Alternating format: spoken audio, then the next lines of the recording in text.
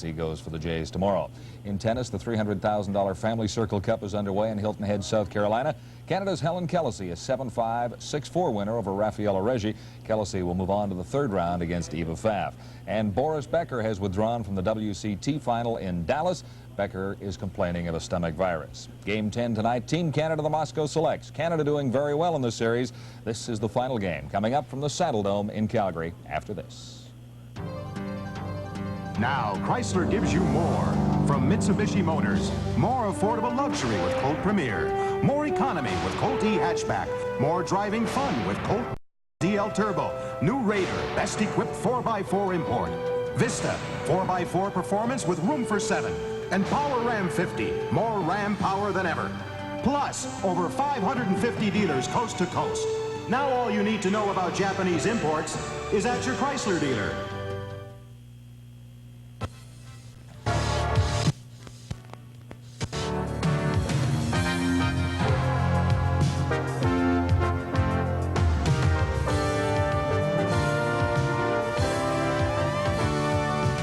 Hockey season is just about over for Team Canada. Only 3 games remain, including tonight's game against the Moscow Selects. But they are 3 very important hockey games. It could be the last opportunity for a number of players to impress Dave King and the rest of his coaching staff that they, in fact, do belong in the Olympic program and on the Olympic team for next year's games here in Calgary. So 3 critical hockey games. With more on tonight's, here's Jim Hewson and Howie Meeker. Honest, folks, there's been a tremendous improvement in every aspect of Team Canada's game since I saw them here late December in that Calgary Cup Series. Their skating, their passing, and especially their play behind the blue line, would you believe, has improved by at least 60%. And there's some great big bonuses. They're still working very hard, they're disciplined, and oh, are they playing so very, very smart. Guaranteed, folks, you're really going to enjoy this hockey game tonight. Jim? Howie, a sure indication that a team is improving is when it's not satisfied even in victory. Several members of Team Canada weren't happy with the way they played last night, but they still scored an impressive 3-1 win over the Soviet Selects. 6-2-1 against the Soviet team. Easy to say they haven't sent much of a team for us to play against. And while indeed this isn't the national team, it's not a bad hockey squad. And Canada's domination of this Soviet Select team is a testament to their improvement since the program.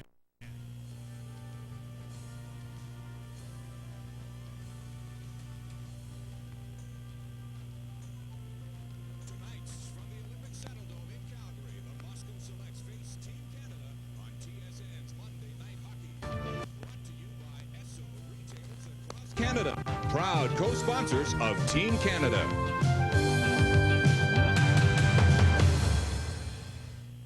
There's heart in this land, it's there in all we do. That's why hands across this country reach for the blue. And when we get together, it's a taste that's clean and true. So when you call, then you call for the blue. You know it's gotta be. That's why you call for the blue. That's why you call for your blue. It's time to call for the blue.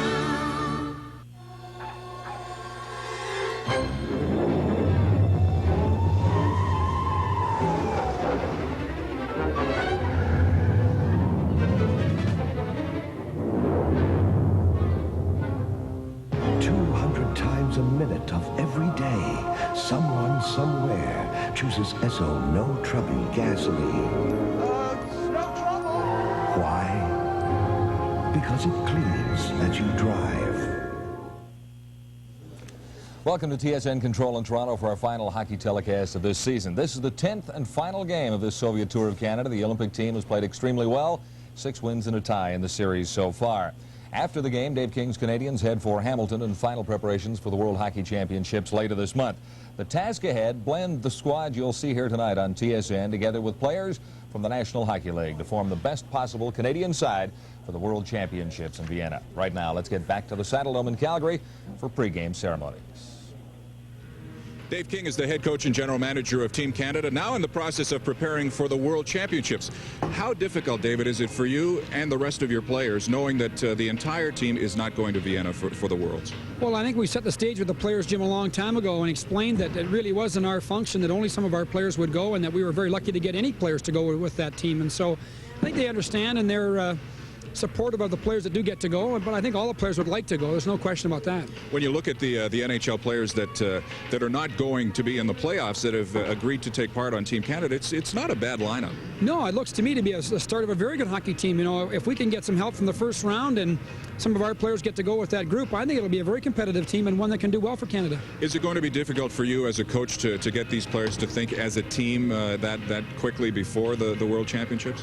I think that's always your greatest challenge is really keeping your system of play quite simple and just relying on the talent level of the players, and hopefully the chemistry comes together quickly, Jim, because you haven't got a lot of time over there. You've got to get a lot of things done very quickly.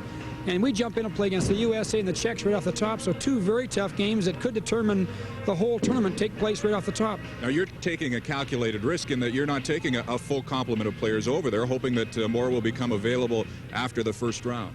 Yeah, there's a risk in doing that. We know that, but I think the longer you wait, the better chance you have of getting a better hockey player. So we're going to wait and see what happens. But those first two games, I mean, the USA team's very well prepared. They've been over there now for a couple of weeks already, playing in the Pravda Cup in Leningrad, so they'll be well prepared. And the Czechs are always very tough. Canada, we can expect to be going over. Jim, right now it's hard to say because we still don't know what teams will be knocked out of the first round, and some teams could go 4 straight. And so it's difficult to say, but I would think that one of our goalkeepers will be going. Sean Burke's played very well, and Rick Costi, as of late, is really coming on as well, too. And I think our defensemen, like Yanni and Zalapsky, have both played very well, although Trent right now is injured. Up front, people like Wally Schreiber have had great seasons for us, and they're guys that I think can play very well internationally. Now, the team, or the training camp in Hamilton on Friday and Saturday and the exhibition games really don't indicate that all those players that are there will be going over. No, there's a couple of players coming in on speculation from the NHL level, so they'll have a couple of games to prove they should go on with us to Vienna, and you know, I think it's very good. I think we'll have a good team, and I think that those 2 games should help give us some preparation and get the guys thinking about playing together and hopefully get some things accomplished there, Jim. Good luck tonight, and good luck in Vienna. Thank you very much. Dave King of Team Canada. Now let's join public address announcer Russ Peake. Ladies and gentlemen, would you please rise for the playing of the national anthems. First, with the Soviet anthem, Maurice Loriot.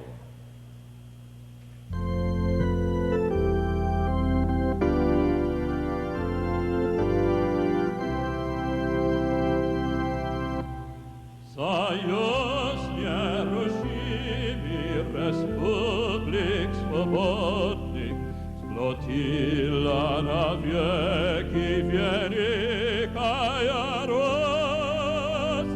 Да здравствует создан неволей народов, единым могучий Советский Союз. Славься, Отечество, наше свободное,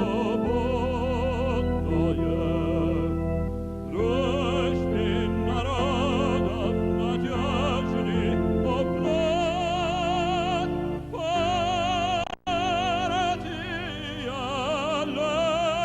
Ленина, сила народная, нас к торжеству коммунизма ведет.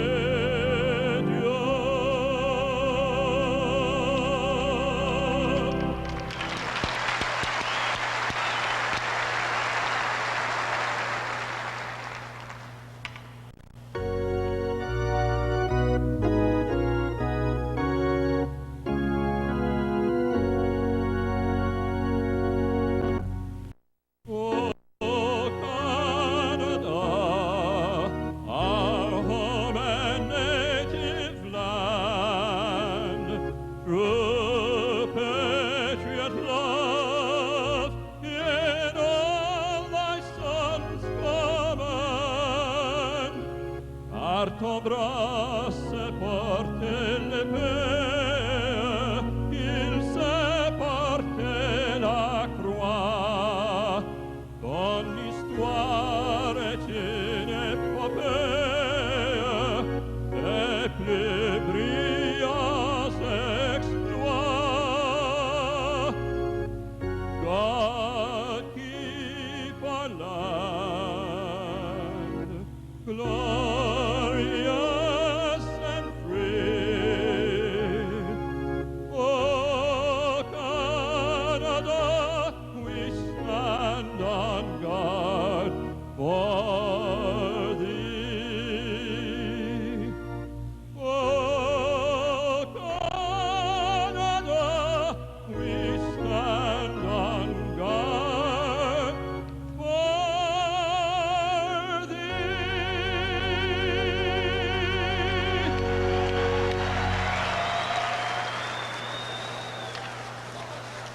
Saddledome in Calgary for the 10th game in this 10-game tour between the Moscow Selects and Team Canada as the captains exchange tokens as they do at the start of most international games.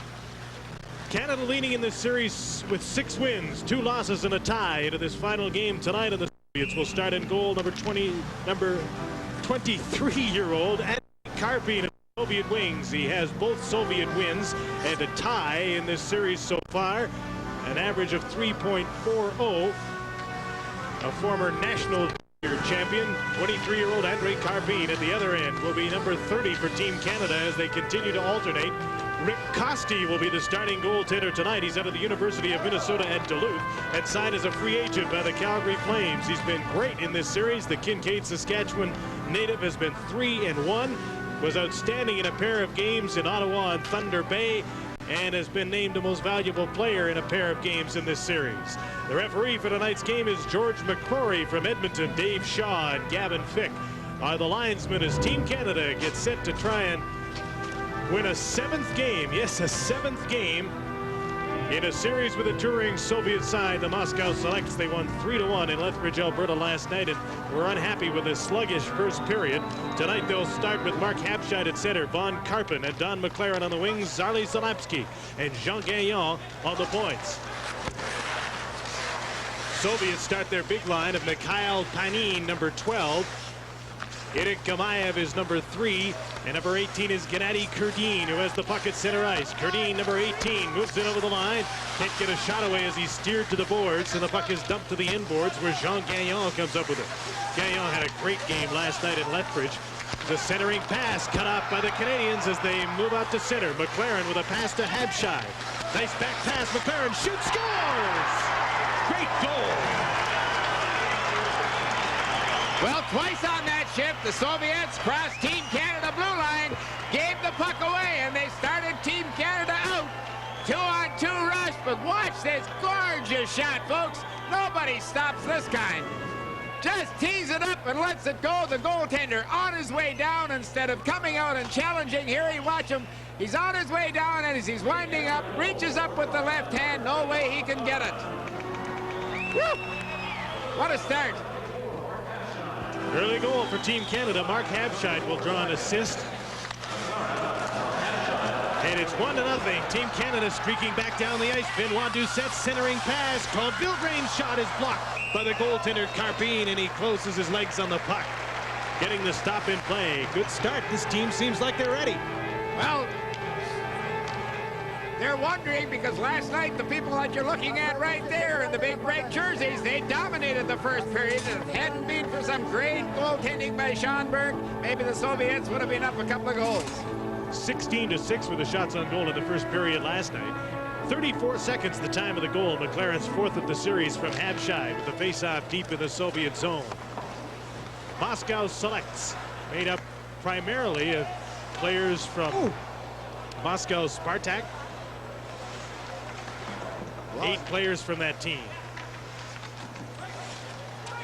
Out at center ice, here's Claude Vilgrain, number 18, moving in with Doucette and Ken Barry. Doucette to Barry. His shot is just wide of the net. Chris Felix moves in on the right point, takes the pass, a shot into a crowd, and it's steered away by Karpin, the goaltender, who swept it to the corner. Puck is in behind the goal. Fedosov on the boards for Sergei Kari, number 15. Back to the defenseman Fedosov, and he sends the puck around the boards and down the ice. Both teams will make changes on the fly. Minute and a half into this game from the Olympic Saddledome in Calgary. 1-0 Team Canada on a goal by Don McLaren. Joined us late, he scored at 34 seconds. Soviets centering pass from Pavlov through to Akulin and doesn't get through. Here's a 2-on-2 rush. Canada and Wally Schreiber leading the way. Number 7, Schreiber turned and fell down. Streaking in after the puck is Ray Cote, number 6. Lost the puck on the boards to Akulin in number 13. Back to the defense, and the puck is sent up to center ice. Kukushkin shot it out. Here's a 2-on-1 for the Soviets. There's the shot by Agikin. Good save by Rick Costi. Standing up. Another chance. Pavlov in front. Scores! Igor Pavlov ties the game at 1-1. Well, Agikin had a great chance to score. Costi made a super save on it. The puck went over against the fence, and it just redirected back in front of the net, come out of the corner, and Pavlov was right there and flipped it high. Backhand over top of a falling Costi. There we go, folks. 1-1 hockey game. Super. One thing we didn't see last night very often was a Soviet player left alone out in front of the Canadian net.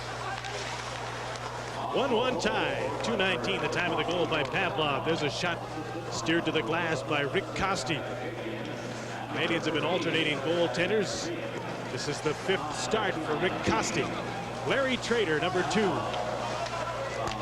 For Team Canada, up to Ken Barry, and he deflects the puck out to center. Trader is playing up front again tonight. Big defenseman that is property of the St. Louis Blues. Played on the forward line last night. Team Canada with 7 defensemen. There's a shot by Panin. They score on the rebound. Salomatin, number 7, put the puck in after the shot by Panin. Well, right here, I'm right sure Costi would like to have played that again. He had to be coming out and challenging in better control of his body, particularly his legs. Now he has to reach here with his right leg to make that save. The Soviet player comes in totally unchecked and popped the puck into the net. And you're right, Jim, all night long. Last evening, especially, Team Canada was picking up the red jerseys in front of the net, keeping the slot consistently. 2-1 for the Moscow Selects. It was Ira Gamayev, actually, that got the goal. That made it 2-1. Panin draws an assist. Goal comes at 3:02 as the Soviets strike very quickly after Canada took a 1-0 lead at 34 seconds. Now back in their own zone, the Soviets. Matitsin moves the puck ahead, and out the Soviets come to center. Marinin to Salomatin, and it's dumped in by Igor Boldin, number 25. This is the Moscow Spartak line. All 3 of the forwards are from Spartak as the Canadians move up. Serge Roy, number 3, was the leading scorer for Team Canada amongst defensemen last season. This year he's played overseas. Don McLaren, number 20. Dumps the puck in as Team Canada finishes changes on the fly. 4 minutes in, 2-1, the Selects lead. Bill Gray almost cut off a clearing pass from the Soviet zone. Oleg Snarak, number 16, dumps the puck in. Team Canada's Dave Ryerson, number 22, off the boards for Bill Grant, and he tipped the puck to center. Vladimir Fedosov to Sergei Fokin. His long pass through center was knocked away. Nikolai Vanin couldn't control the puck, and it's dumped in by Benoit Doucette, who's playing with Claude Vilgrain and Ken Barry up front on the Team Canada forward line as the puck gets caught up on the mesh, and they'll stop play. 2-1, the Moscow Selects lead Team Canada in this game from Calgary, brought to you by Labatt's. Sony Trinitron XBR TV. Our best is now even better. A better, brighter picture that's now even closer to reality. Better stereo sound that is nothing less than incredible. And a system with access to every available video signal. Sony introduces the ultimate Trinitron TV. XBR2. Television worth putting on a pedestal. The big difference tonight, folks, the Soviet team is up the pace a half a step, and they're shooting the puck in, something they don't do, and then they're having great pursuit of the puck. They're forechecking, sending 2 people in, causing Team Canada a little bit of trouble. They scored those 2 goals 43 seconds apart to take the lead. Here's Pavlov with a shot. He didn't play last night and has scored one of the 2 goals here tonight. Number 21, Igor Pavlov on this 4th line. Here's Claude Vilgrain with a drop pass to Ken Barry. Akulinen was back to pick it up, then he gave it away to Claude Vilgrain, number 18. Onto the inboards to Ken Barry. His centering pass knocked away. Sergei Agikin, number 11, who assisted on the first Soviet goal. Ahead to Pavlov. He returns the pass, but Trader had his man Agikin all tied up. Puck is loose and sent back to the point. Moving in is Fedotov with a shot just wide. The rebound backhanded through the crease by Agikin. Centering pass to Agikin again. He scores! What a great play by Agikin as he kicked the puck up onto his stick and shot it in. 3-1 Soviets. Well, here's some more of that great forechecking by the Soviet team. They've got Team Canada running around, not finishing the check as they did last night.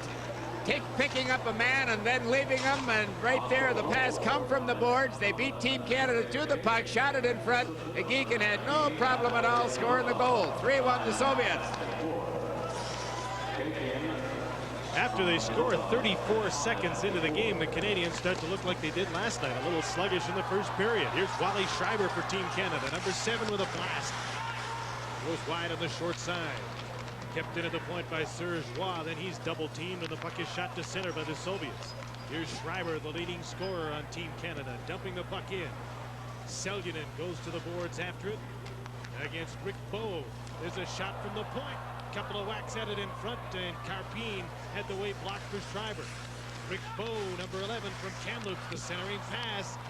Knocked down was Schreiber, and he couldn't deal with it. Streaking away is Gennady Kurdin into the Canadian zone. Back pass from Mikhail Panin, who shoots the puck on the inboards. Gamayev is the third member of the forward line in after it. Gamayev, number 3, the oldest man on this team. Back on the point, the shot. Kosti made the save through a crowd and steered the puck to the corner. Here's Kurdin, number 18, moving out in front, trying to center and can't. Chistikov, number 6, pinches in from the point. Checked by Chris Felix. Kurdin goes after the puck and centers. Rick Bowe takes over. Bowe just dumps the puck out to center. Shots on goal are 6-4 in favor of the Soviets. They lead 3-1 after Canada took a 1-0 lead. Here's Oleg Marodin, the leading scorer on this tour for the Soviets. He dumps the puck to the inboards, and Tony Stiles is there. Stiles from McLaren. McLaren, Habscheid, and Karpin up front, trying to move the puck out of their own zone and can't. Now they get some help as Stiles tips the puck to center. Stiles into the middle. The pass is behind Von Karpin. Chistiakov, number 6. Lost the puck in the skates of Mark Habscheid, and the Soviets are in after it. Here's Salamatin, number 7. Has a man Marodin out in front. Salamatin watched from behind by Habscheid. Tried to take a shot at deflects to the inboards. Almost 8 minutes into the first period from Calgary on this TSN Monday Night Hockey special. 3-1, Moscow selects, leading Team Canada. Jean Gagnon ahead to Zarli Zalapski. He's breaking for the front of the goal. Still holding the puck. The centering pass goes off a leg, and Zalapski can't center it. Sergei Karin then sends the puck out to center. Back in his own zone, Fabian Joseph played to Gagnon, then gets the puck back. Jean Gagnon, number 14, on the defense, playing with Zarli Zalapski, 30-year-old and an 18-year-old as they dump the puck in. Benoit Doucette behind the net for Joseph. Couldn't get the pass. Checks his man, and the puck comes loose to Karin, who gets the puck to center, then lost it. Bo Kulgrain took it away from his man and then dumps the puck in. Fabian Joseph, number 8, to Benoit Doucette. Back on the point. Gagnon, great pass to Serge Roy, sends it in front. Knocked away. Could have shot it if he had the chance. Snarok to Karin. Sergei Karin breaks in front and shot the puck through the crease. Good hand-to-hand action now. Teams have made about 3 line changes on the go on this one shift or between whistles. There's a shot by Agikin that went wide of the net. He races in after the puck. Canadians move it out. At center, here's Rick Bowe, number 11. Centering pass. Schreiber's in front. Can't get a shot away as he's pitchforked to the ice by Sergei Makarov, number 9. Bowe dumps the puck in. Schreiber's in after it. Kukushkin, number 5, plays it to Igor Akulinin. He gave it away to Schreiber, who plays it off the inboards. Kukushkin almost gave it back to Schreiber, but manages to get the puck around the boards to center. A Soviet club, besides being about a step and a half faster tonight and doing some forechecking, they're playing it tough. Watch in front of their net. Any white jersey in front of the net is really getting clobbered. They didn't touch anybody last night. They're hitting. This has been about a 4-minute shift. We're nearing the midway mark, first period. And the Soviets have had the puck for 3.5 of those 4. Not a lot of shots on goal, though. There's 7-6 in favor of the Soviets. Dave Ryerson spins in his own zone, delivers the puck to Ken Berry at center. He drops it off, and moving in is Mark Habscheid. Lost the puck in over the blue line, and the Soviets turn it back. Panin took a hit from Tony Stiles right at the bench. That brought the Soviets on the bench to their feet. Well, Team Canada has to start hitting. They're going to stay in this hockey game. Carrying the puck to center is Oleg Marinin. Lost it there. Both teams changing on the fly. Matitsin in his own zone to Chistiakov. He gave it away trying to clear the puck. Vilgrand couldn't keep it in though. Igor Boldin with a breakaway pass to Marinin, number 14. Marinin centering pass. Boldin has to turn. Plays the puck to the point. Matitsin in for Marinin, hopped over his stick. Canadians take control. Zalapski to Von Karpin. Karpin moving out with Vilgrand and Doucette as he dumps the puck in.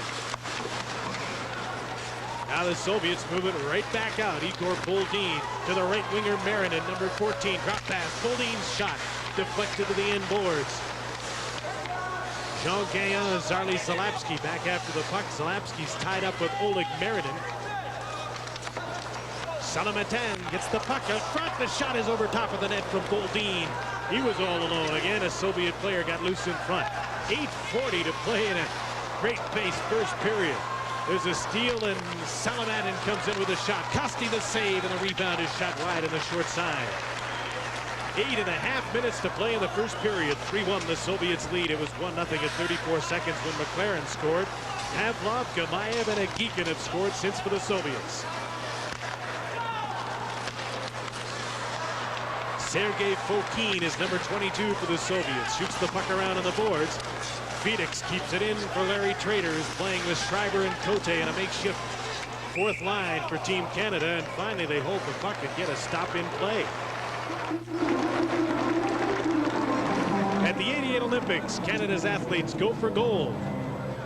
That's what the Best Ever program is all about. Well, the Soviets so far this evening, as you're sitting there watching them perform, folks, certainly dominated this game. They've had several opportunities to add to the 3 goals that they've had. Team Canada not really playing well behind the blue line. That surprises me very, very much. Soviets are sending 2 people in, very, very deep, even behind the net, coming up with the puck, and they're finding a red jersey right between the hash marks, completely open time after time. Had they been able to shoot the puck, get it on the net, Kosti would have had some problems. Maybe the Soviets with another goal or 2. 8-6 of the shots on goal in favor of the Soviets now.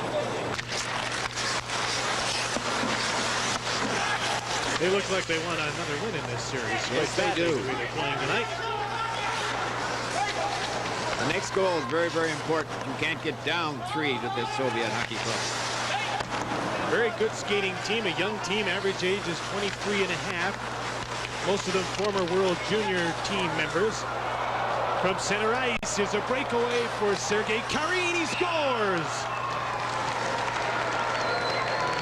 Found one. When you're really, really working as hard as they are, you get all the breaks. In this instance here, it jumped over about 14 Team Canada sticks between the legs and everything else. Watch him go to his backhand and how quick he gets rid of it. Forehand to backhand, and then Karin let it go very, very quick, and Kosti almost got it with his glove, but not quite. There's that goal I said that the Soviets shouldn't be allowed to get. Up by 3, Team Canada's in trouble. Karin from Banin at 12-18, and the Soviets have built up a 4-1 lead. 4 unanswered goals after Canada's McLaren scored 34 seconds into the game. This will be interesting now to see how this Canadian team reacts, down 4-1. They've not been down like this throughout this series. All of the games have been very close.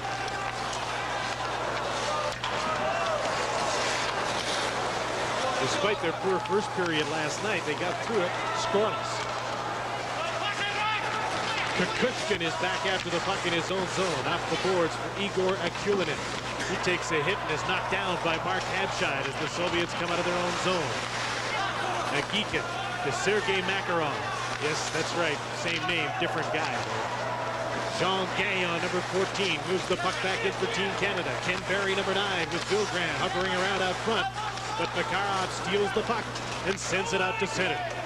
6.5 minutes left in the first period, 4-1 Soviets. Zarli Zalapski winds up in his own zone, clears the puck, and it's over the blue line and back in offside. 4-1. The Moscow Selects lead Team Canada. We'll be right back in Calgary after this word.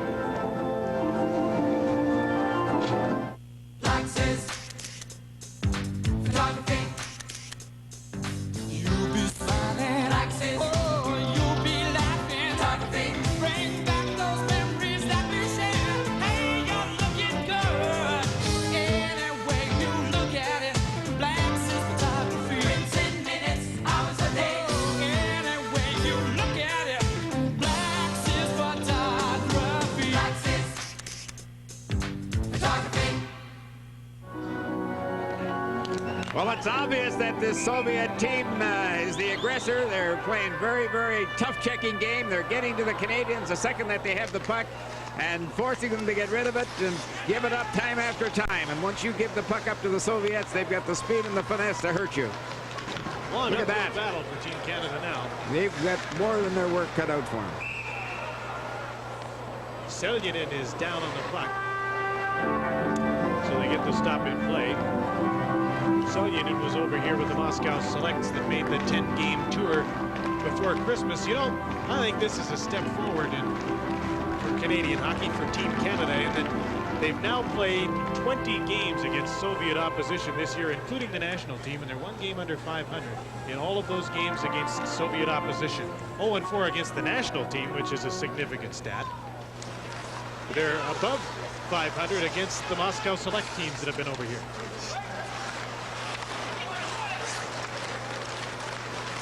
Anatoly Fedotov, number 19, leads the rush through center. Kurdin, a pass to Panin, knocked away by Benoit Doucet, and a nice play just before Panin blasted it. He was alone in the slot. Panin with a pass to Kurdin. His wrist shot is blocked by Kosti, who's down, and the puck is sent to the sideboards. Kept in from the point by Seljanin, number 2. Here's Jean Gagnon. Flips the puck to center. And 20-year-old Anatoly Fedotov of the Moscow Dynamo team hits the puck. Now he'll head for the bench on a line change as the puck is shot out to center. Chistiakov, number 6. Backhands the puck into Team Canada's zone. Salamatin, number 7, is after it. Marinin and Boldin, the other members of this all-Moscow Spartak forward line, are on the ice as well. Wally Schreiber for Team Canada dumps the puck into the Soviet zone. Rick Bowe in after it. Held up by the defenseman Matitsin. Schreiber took his man to the end boards heavily. That was Boldin. Felix waits for his mates to get onside. Sends the puck to Ray Cote. He's trying to center against Chistiakov. To Schreiber behind the net. Bowe is out in front but checked. Schreiber trying to get away from the checking of Boldin. Comes up front. Shot the puck through the crease. First penalty of this game is coming up. It'll be a holding call against the Moscow Selects with 4:41 to play in the first period. Holding going on in front of the net, I think. It's Chistiakov, I believe, going to the penalty box. Well, you have to give the Soviet coaches credit for picking up a lot of things Team Canada did very successful last night, and they've nullified it so far this evening. Time after time when Team Canada had possession of the puck deep in the Soviet zone, the forwards on the point came back, and that allowed the Canadian points to be open. They were able to get the puck to them and directed all kinds of shots at the net. Not so tonight. They have someone sitting right on the lap of the defenseman when they're on that blue line on the points. They're not giving away the point at all. It's actually coincidental minor penalties going out to Ray Cote and Andrei Chistiakov.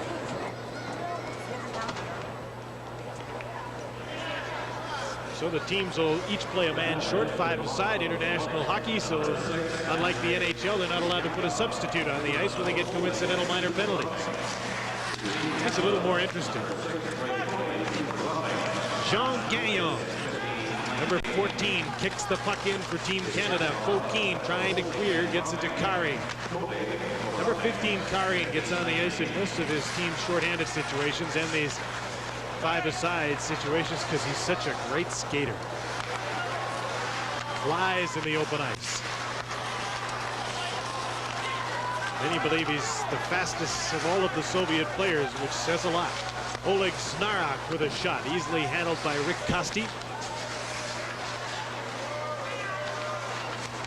Karin trying to keep the puck in and can't. McLaren with a back pass to Zarli Zalapsky. Under 4 minutes remaining in the first period from Calgary. 4-1. The Moscow Selects lead Team Canada. Here's Zalapsky. Hauled down as he tried to get the shot away, couldn't do it. Soviets come back quickly. Karin streaking through center. The pass from Snarok, one man back. Karin spins around. Fluid skater drops the puck off at the point for Seljanen, who just sends it around the boards. Dave Ryerson leaves the puck for Zalapsky, who tips it to center. Both teams making changes on the fly with 3.5 minutes to go in the first. Gennady Kurdin from Moscow Spartak moving up the ice with Mikhail Panin of Leningrad Army. Panin is checked. Kurdin goes after the puck. Into the slot, back on the point. Gets outside the line. Fedotov has to retreat. Panin. Back to Seljanen and ahead to Gennady Kurdin. They're moving the puck around so much better tonight, the Soviets. They did even last night, where in the first period they were very good.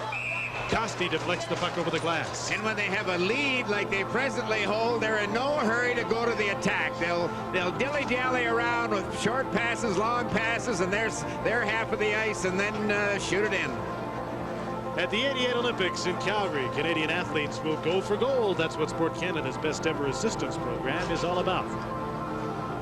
There's Chris Felix from Bramalea, Ontario. He's played some forward, played some defense in this series, playing defense tonight.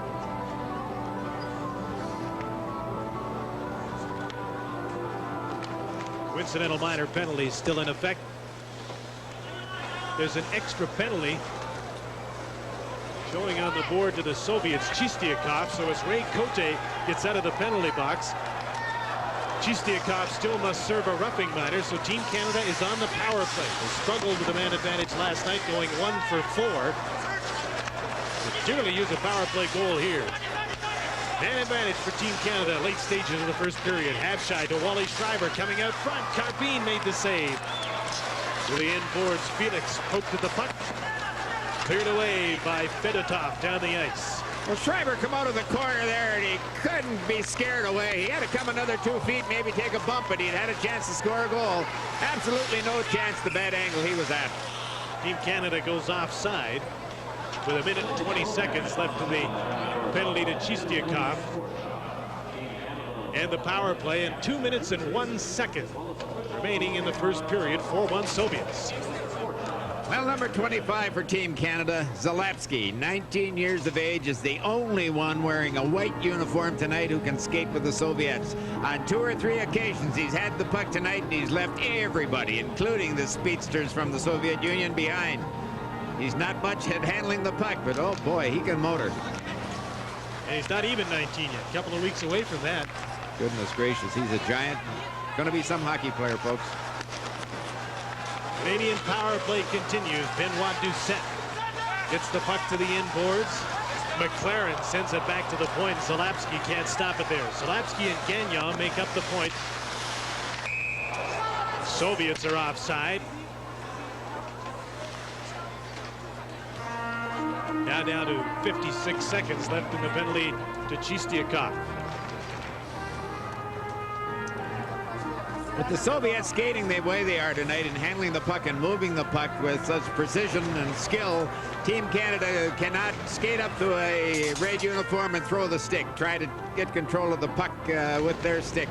Last night they played it very effectively by just slowing down, snowshoeing or snow plowing really into the Soviet player, not adding to the momentum, not trying to hurt him, but just taking him off the puck, and it was very, very successful. Tonight they're not doing that, and unless they do, they'll continue to be in trouble. This is it for this tour. The teams will then go on to, or the Canadian team will go on to Hamilton to play against NHL opposition, those players out of the playoffs, on Friday and Sunday. And some of these Team Canada members will join some NHLers to go to Vienna for the World Championships that start on the 17th.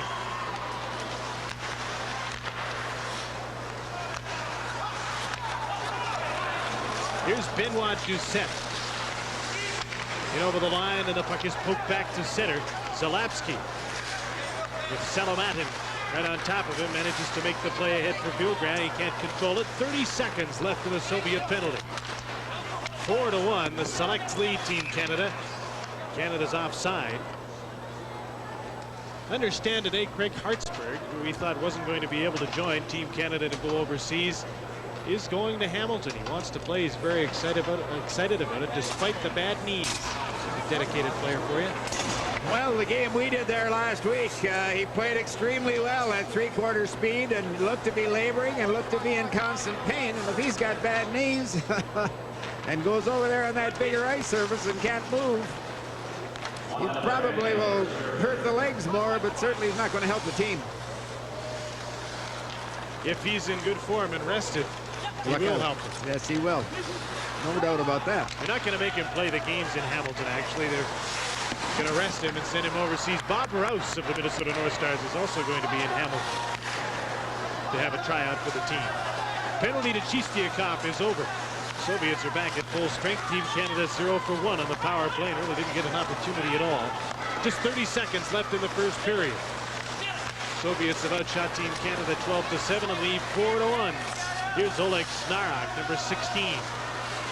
Rounds the net, head up, looking around, turned and shot. And the shot was blocked by Dave Ryerson.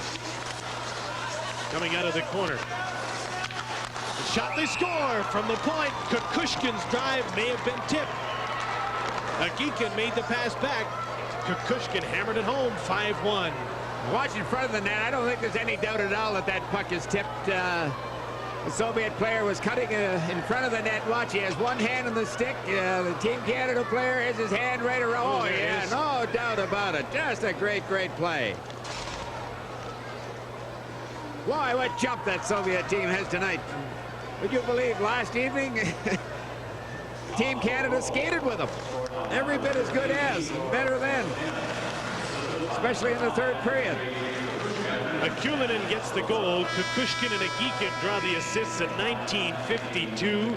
Team Canada has dug itself a very big hole here tonight, down 5-1. Well, the thing now is to go into the dressing room, say, okay, fellas, it's a new hockey game, and our main objective, second period, let's get back to our system, not get any goals scored against us, and go from there. Coming up in our first intermission, Jim Van Horn will be with Rick Bowe of Team Canada. That's when we come back to the Olympic Saddle Dome in Calgary. Selects lead Team Canada 5-1 after 1. Gillette is changing the face of shaving with Atra. First, we made it closer with a pivoting head. Now there's Atra Plus to make it smoother. The advanced lubricants in a unique white Lubra Smooth strip are released to deliver Gillette's closest, most comfortable shave ever. Face it, nothing comes closer to your kind of shave. Atra Plus from Gillette, the essence of shaving. Through the scorching heat of summer and the wind and chill of fall, through winter's worst ice and snow, and the unpredictable days of spring, Clean Flow keeps you on the go. Very nice, Dexter. Now let's try one more. Yo, oof. Awesome breaks. The Race to Win TV Guide's Grand Prix Hot Numbers contest is on. Each TV guide has its own special hot number. Your number's picked, you could win one of 10 1988 sophisticated Renault medallions, one a week for 10 weeks, plus over 150 other prizes every week. So fasten your seatbelts. TV Guide's Grand Prix Hot Numbers contest is going to drive you wild. Yo, TSN's coverage of the National League begins Friday, April the 10th, when the Montreal Expos travel to Houston to meet the NL West champion Astros. Join Jim Houston and Ken Singleton when the Expos battle the Astros Friday, April the 10th at 8:30 p.m. Eastern. A good start for Team Canada, then a Soviet explosion. The Moscow Selects lead Team Canada 5-1 after 1 at the Saddle Dome in Calgary.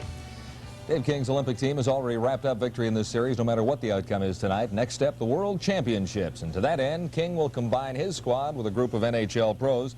Some good news for the Canadian team today when Minnesota defenseman Craig Hartsburg got the medical clearance to join the squad in Hamilton. Center Pat Verbeek of the New Jersey Devils will also join the team. Now back to Jim Van Horn in Calgary. Rick Bowe joined Team Canada for this exhibition tour against the Soviet Selects. Rick, one of the things that Dave King mentioned to me before the start of tonight's game was that you really have not had very much difficulty adjusting to Team Canada's style. Actually, my style in college was just a total speed and control the puck type of game. And my game wasn't a total physically game, and you know, I stepped up here, and this team plays that exact style. It's a step faster, but they concentrate on speed and moving the puck, so it's right to my style. You played your junior hockey in Penticton. You played college at Colorado State. You're still a student there, majoring in mathematics. Is that correct? Yes, I majored in math and had a minor in computers. So I'm just finishing up this tour, and I've got to head back and just take 1 or 2 classes just so I can graduate. Now, does the prospect present itself for you to return to Team Canada possibly in the fall? Possibly. They hold a camp in June, as you very well know, and I hope to be invited back and maybe make the squad next year. What's been the biggest adjustment you've had to make to playing international hockey? I think just the fact that you have to move the puck in college, a little bit slower pace, you could hang on to the puck and freewheel a little bit. Here, everybody's a little bit better and check a little bit better, and you just basically got to get the puck and move it. It seems that, to me anyways, watching the team from the start of this year, the improvement in the club as a whole has been dramatic. Have you noticed anything verbally from the players in the last 10 games that they're playing with more confidence? I think the team has just come together as a whole. Seems like a great bunch of guys. Everybody gets along real well, and when you get some good chemistry in the team towards the end of the year, the team starts to play well, and I think that's what's happening. Well, it looks like they've been very satisfied with your play as well, Rick. Good luck in the June camp and the rest of the way. Thanks, Jim. Rick Bowe of Team Canada, a very pleasant surprise for Team Canada over the last 10 games. We'll return with Cliff Fletcher of the Calgary Flames right after this.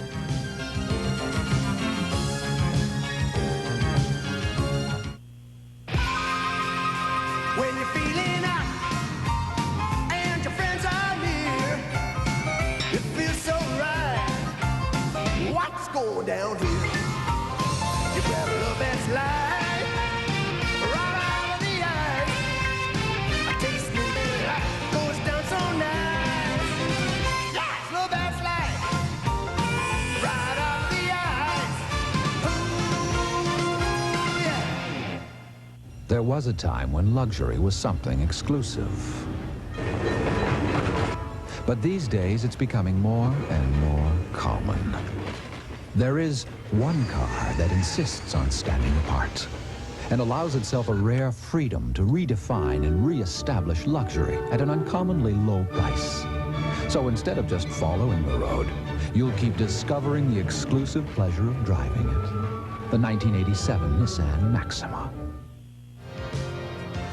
Team Canada trailing the Moscow Selects after the first period 5-1. Team Canada started quickly, but the Moscow Selects took over after that and have scored 5 unanswered goals. We're very pleased to welcome the general manager of the Calgary Flames, Cliff Fletcher. And Cliff, of all the teams in the NHL, the Flames have probably contributed more, both monetarily and physically, to this Team Canada operation than any other club. You really are committed to the Olympic program. We absolutely are, because after all, Jim, the Olympic Games will take place here in Calgary next February, and there's nothing we would like to see more than the Canadian team win a medal. Now, you have had the opportunity to watch the progress of the Olympic program over the years here in Calgary.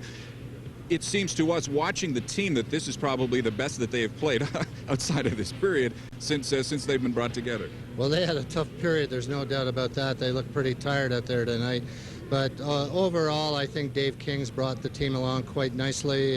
They're going to need reinforcements, there's no doubt about that, to play against the big squads in the Olympic Games, particularly the Soviets and Czechs. They're going to need some more size and strength in their lineup. But overall, they've had a lot of young players there, the likes of Sean Burke and Zarli Zalatsky, that have just improved tremendously over the course of the season. You mentioned that they'll need reinforcements. Do you think that there could be help from the NHL in that regard? Well, I can't answer that. That's something that'll have to be handled at the Board of Governors level, and we're only one team in the league. You also have a vested interest in this club because you have a number of players that you hold the rights to. Rick Costi tonight, Rierson, Benoit Doucette, and Benoit Doucette played an outstanding game for Team Canada last night. Benoit has had a very good season for their club, and we feel that he's improved substantially, and hopefully next fall, depending on whether or not he's with the Olympic team, we'll give him a good chance with the Flames. Now, you are probably in a disadvantage tonight because your mind is probably on tomorrow night's game against the Winnipeg Jets. And this series, the first in the Smythe Division, is really heading into a very, very tight 7-game series. It sure is, Jim, and it's the third consecutive year we've played the Jets in the first round, and they won 2 years ago, and we prevailed last season. And it's also the first time that we're playing a 4 out of 7 series in the first round with 4 games in the first 5 days. So it's going to be a grinding series. It'll be a physical series, and it should be tremendous entertainment for hockey fans. Most of your hockey players are healthy going in, I understand, except with the exception of Joel Otto. Yes, that's right. And Winnipeg appear to be very healthy, or they appeared to be on Sunday, and we're looking forward to the series. Good luck. Thank you. Cliff Fletcher, general manager of the Calgary Flames, just heading into a very important playoff series, as he mentioned. We'll come back with more from the Olympic Saddledome right after this. 5-1, the Moscow Selects lead Team Canada.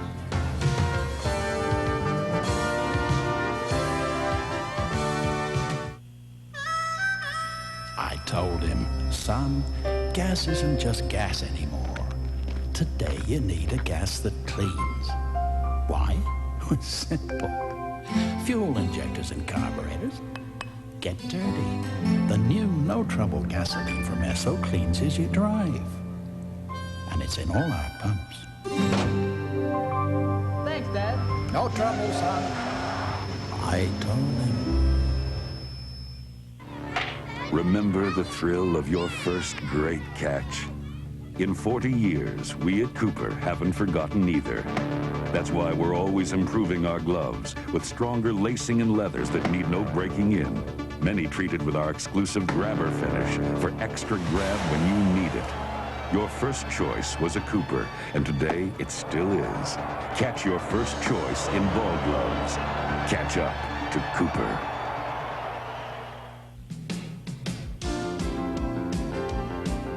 Here at beautiful Augusta National Golf Club in Georgia, the Masters come every year to compete for the coveted green jacket and the prestigious Masters crown.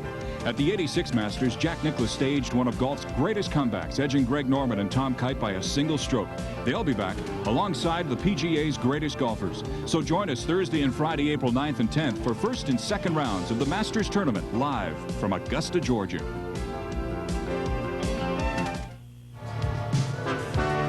Team Canada started quickly, but the Moscow Selects then took the first period away from them, and they lead this hockey game 5-1, the final of a 10-game series.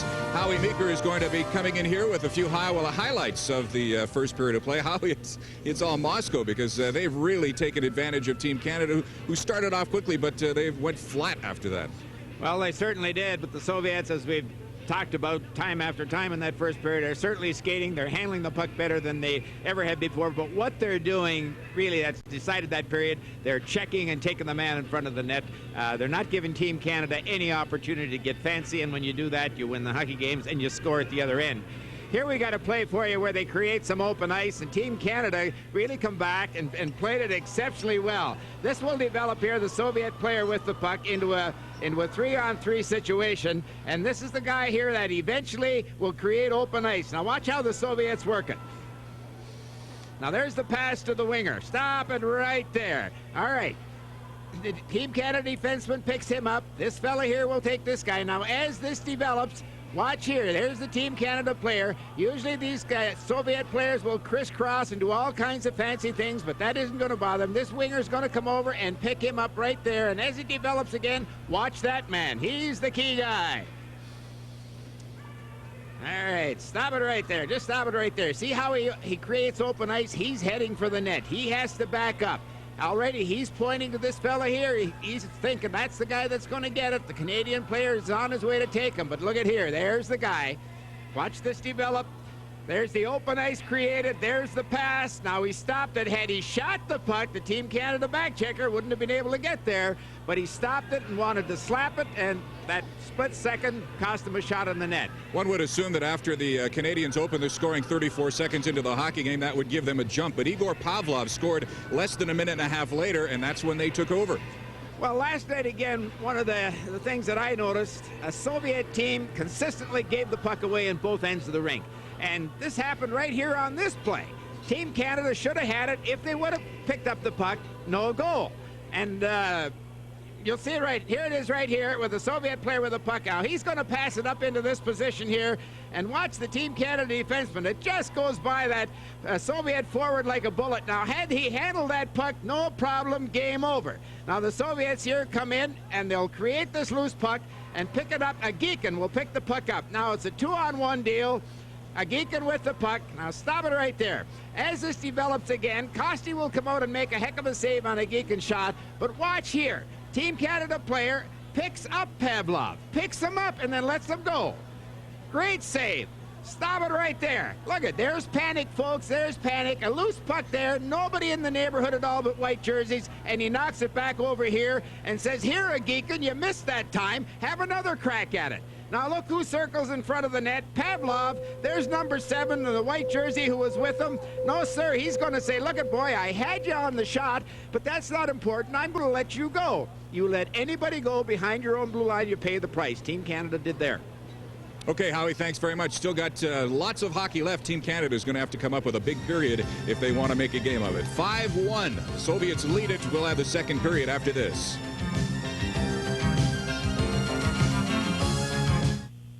Wait till you see the changes we're making at Howard Johnson. This is Howard Johnson? This is Howard Johnson? Är det verkligen Howard Johnson?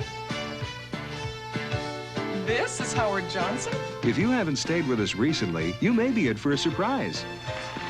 This is Howard Johnson.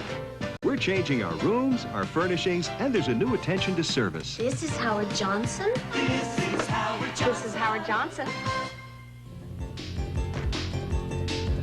TSN will have 2 draws daily from the Labatt's National Curling Trials. How important are these trials? Well, Canada's men's and women's representatives for the '88 Olympics will be chosen from this event. Expect many of Canada's champions and former champions to be in Calgary, including number 1 Pat Sanders of BC and Ontario's Russ Howard. Join us Sunday, April 19th for the first draw from the Labatt's National Curling Trials right here on TSN. Team Canada got things started 34 seconds into the first period. Don McLaren with his 4th goal of the series from Habscheid made it 1-0, and then it was all Moscow. Pavlov, Gamayev, Agikin, Karin, Akulinin made it 5-1 after the first period. Shots on goal 13-7 for the Moscow Selects. Second period just about get underway, gentlemen. Boy, this is going to be a tough one to come back to.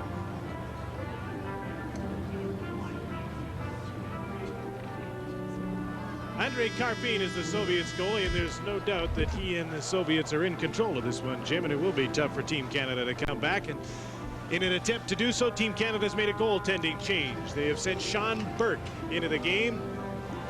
20-year-old Burke was nothing short of sensational last night when he beat the Soviets 3-1. He was particularly good in a 16-shot first period when he was barraged, and he held off the Soviets while his teammates regrouped and came back and won the game. He's drafted by the New Jersey Devils and will very likely be with Team Canada when it goes overseas to the World Championships in Vienna. The referee for this game is George McCrory. Dave Shaw and Gavin Fick are the linesmen, and the second period is underway with the Soviets leading 5-1 from the Olympic Saddledome in Calgary.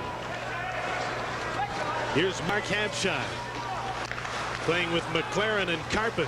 Don McLaren takes the shot. Karpin makes the save and sent the puck off the glass. Race for it up the middle. Kurdin trying to get there. Jean Gagnon was the first man to it. Here's Don McLaren to Von Karpin, number 19, trying to drive for the net. Steered to the end boards by Seljunin. And after the puck to pick it up in his own zone is Eric Gamayev. Gamayev has played in 2 Canada Cups and 3 World Championships. The only player from the Central Red Army team with the Soviet squad that is here, number 3, Gamayev playing with Kurdin and Panin. That's the Soviets' best line on this tour. Play is offside. Well, I certainly hope the change in goaltending isn't an indication of management's thinking that maybe the goaltender had something to do with it. There's Mark Habscheid, who really is playing extremely well for Team Canada, doing things that he, in my opinion anyways, did not do in the National Hockey League. He hangs on to the puck, he makes plays, he doesn't panic when he's in possession of the puck, and guess what, folks? In the games I've seen, he's done a little checking. You have to do that or you don't play very long in this team, it seems. Maybe that's the threat some of the National League teams should use. Here's Salamatin, number 7, trying to center. The puck came in front, and Sean Burke sweeps the puck to the boards. Burke is in this game, I think, probably just to shake things up a little bit. I would think so. Sometimes a change makes the guys out front think a little bit. Dig down a little deeper. Try anything when you're a coach and you're down 5-1. Salamatin's pass picked off by Dave Ryerson. He dumps the puck in. Claude Vilgrain couldn't kick the puck up onto his stick. Out at center, Igor Boldin to Alexei Salamatin with a shot that Sean Burke stops easily and kicks to his defenseman. Here's Ray Cote, number 6 from Pincher Creek, Alberta. Ahead to Schreiber, and he's hit twice at the blue line, but looked pretty solid as he was stepped into by Sergei Fokin. He's lucky he got his head up in the last moment. A Soviet player left the winger, Team Canada winger, wide open to go into the middle and try to lower the boom on him. Sergei Karin, number 15, dumps the puck on the boards for Znarok. He's checked by Wally Schreiber, who's lost his stick, and the goaltender Burke clears the puck. Fokin stops at the point, takes a drive, bounces, and that hit Dave Ryerson, is it? Hit up high. Indeed it is. The puck deflected up and hit him in the face, I believe, and that's why the play was called. Ryerson, the former captain of Michigan Tech, has been drafted by the Calgary Flames. Here it is. Fokin takes the shot. Ouch. Well, that's the second time tonight that eye shield has been the right thing to have. Earlier on, there was a great high stick come up and hit a Team Canada player just right in the eye, and with Gagnon. And had he not had the shield on, he'd have been in trouble. Canadians down 5-1 early in the second period. Here's Von Karpin. Driven to the end boards by Kukushkin. And the puck is dumped to center. That was a great check by the Soviet player. Karpin is very, very strong, and Kukushkin just leaned right on him and rode him into the fence. Sergei Makarov, number 9 on the Soviet defense. Clearing the puck, McLaren is bumped off it by Akulinin. This line getting much more ice time for the Soviets tonight. Didn't see much last night at the side of the net. Here's Habshide holding on. McLaren trying to get loose in front. Habshide back on the point for Gagnon. Turns and fires quickly, deflected to the end boards. And the puck is picked up by Makarov, who sends it to center. As Team Canada and the Soviets change on the fly, there'll be an icing call against the Moscow Selects. 16:34 to play in the second. Well, you make this team wonder why all of a sudden, and I'm thinking about the Soviet club, they've got so much more jump, they're so much more physical. I kind of think maybe management said, fellas, this is the last game. You win this one or it's a long swim home. Yeah. It's unusual for them to go on a tour anywhere in the world and be down 6 wins to 2 losses, 6 wins and a tie. I think I said that wrong again. 2 wins, 6 losses and a tie. That's it. There's a shot just wide by Villagran as he tried to go for the top corner on the blocker side. Skating through center is Sergei Selyan in number 2. Backhand shot, doesn't get much on that one, and Sean Burke easily steered it to the end boards. Team Canada dumps the puck down the ice. Eric Gamaye to Mikhail Panin, who's been compared to Marcel Dion by the players on Team Canada who play against him. Panin is number 12. Shifty little center who's played some right wing in this game as well tonight. Gennady Kurdin turns and starts up the ice, takes the shot, blocked by the defenseman Felix. Kurdin holding on, moves into the middle, takes the shot. Nice save by Sean Burke. 5-1, the Moscow Selects lead Team Canada in the second period from Calgary, and this telecast brought to you by the Bats. There's a beat in this land, it's there in all we do. That's why hands across this country reach for the blue. And when we get together, it's a taste that's clean and true. You know it's gotta be blue, that's why you call for the blue. That's why you call for the blue. It's time to call for the blue. That's why you call for the blue. There's the Soviet player who was able to move in front, avoid the check, let the snapshot go. And there's Burke. He says, okay, buddy, I'm out the top of the goal crease. You're not going to put it between my legs in the old 5-hole. Take your best shot, and I'm going to react. And he did. Made the save. Gennady Kurdin got the shot away. Burke looks as sharp as he did last night when he played so well in Lethbridge. Delayed offside as the Soviets carry the puck back into their own zone, and the play is called. I like that NHL rule where you can clear the zone and have the offside washed out. That's not a bad rule for international hockey either. Well, Tony Stiles a moment ago is coming up the wing with the puck, and he's got a winger cutting right through the middle. Two defensemen standing on the blue line, and the potential pass receiver is checked, and he throws it to him. You got to shoot it in. Holy jumping. There wasn't a snowball's chance in Hades of him completing that pass, and if the guy would have touched the puck, he would have got killed. Dumb play. Starting out of his own zone is Larry Trader with a long pass over two lines to Wally Schreiber. Not by much. Not by much at all. Dave King is really high on Wally Schreiber in the way he's come along this season. I think he wants to take him overseas with Team Canada.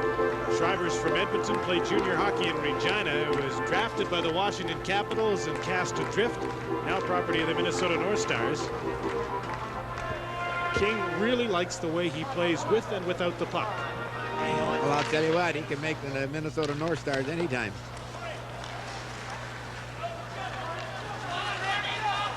(17-8) are the shots on goal in favor of the Soviets now. Here's Ray Cote with a centering pass. Schreiber was tied up in front. Stiles keeps the puck in for Rick Bowe. He lost it to Sergei Fokin. To Fedosov. Clears the puck, not out. Rick Bowe takes the shot. Karpin the save, the rebound. Blocked by Karpin, still loose in front. Bowe can't shoot it into an open net. I think his shot may have been deflected. Karpin, the goaltender, looks hurt as the play comes back up the end of the ice, the other end of the ice. Spinning around with a great move was Karin, but he fell down and couldn't get control of the puck. Oleg Snarik. Number 16 with the shot, wide on the short side. Makarov moves in, hits one. Burke makes the save, the rebound. Makarov can't get a good shot away. Cote back the other way, dumps the puck in. Team Canada will be called for icing as Kukushkin is back to touch the puck. 14:08 to play in the second period. 5-1 Soviets leading.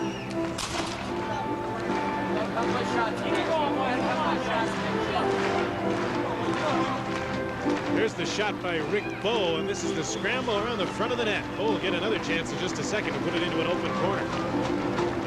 Soviet goaltender recovered. He's down. He looks rather shaky, but he's in the right place at the right time. And the puck come out behind him to a Team Canada player who couldn't get a stick on it. Here's Don McLaren, who opened the scoring tonight at 34 seconds of the first period with a great shot. Team Canada hasn't scored since. He dumps the puck in, and there's another icing call against Team Canada. This is the 78th game of the season for Team Canada. Overall, they're 49, 23, and 5. As you look at Von Karpin. You know, I had thoughts of a couple of highlights. That last Soviet rush, Sean Burke was just so poised and confident, and as the Soviets buzzed around in front of the net, and I said, well, Karpin did the same thing a moment ago until I saw the replays. A little difference in those two, wasn't there? Yeah, there was a difference. Although they both made the saves, but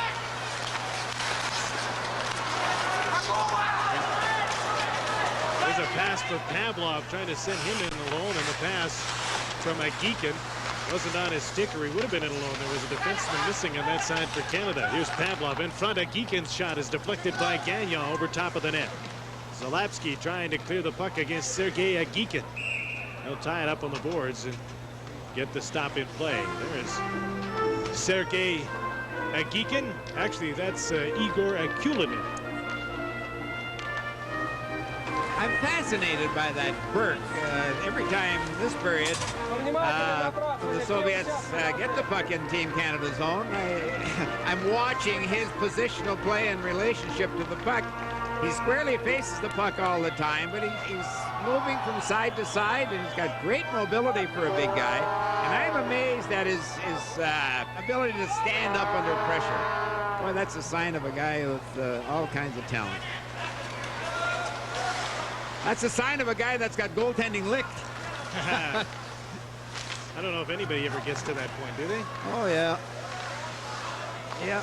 Claude Fulgrin for Team Canada. A centering pass just kept in at the line by Serge Roy, who had to sprawl. Fulgrin, number 18. Benoit Doucette. Centering pass on the fly was buried. He couldn't handle the puck high in the slot. Here come the Soviets trying to make it a 2-on-1. Kurdin with Gamayev. Kurdin in front. Gamayev is tied up, and there'll be a penalty to Team Canada as Kurdin was hauled down. But the Soviets still trying to control the puck. It's a cross-checking call, and it's against Benoit Doucette of Team Canada, so the Soviets will get their first opportunity on the power play. Well, you can bet your bottom dollar that they'll test Sean Burke, but there's the holding penalty right there. I can't see it being cross-checking. It was a 2-on-2, and the Soviet player, Gamayev, was trying to get home free. No way in the world. Doucette just put both hands around him, stick included, and hauled him down. It's a penalty no matter what they call it. So the Soviets will go to the power play. Boris Myrov, coach of this team, the Moscow Selects, and there's the great former player Boris Mikhailov on the bench with him. There's a pair of smileys right there, I'll tell you. They got to be smiling tonight. 5-1. 5-1. They haven't been in this position throughout this tour. Team Canada has had great goaltending, not just good, but great goaltending through the series.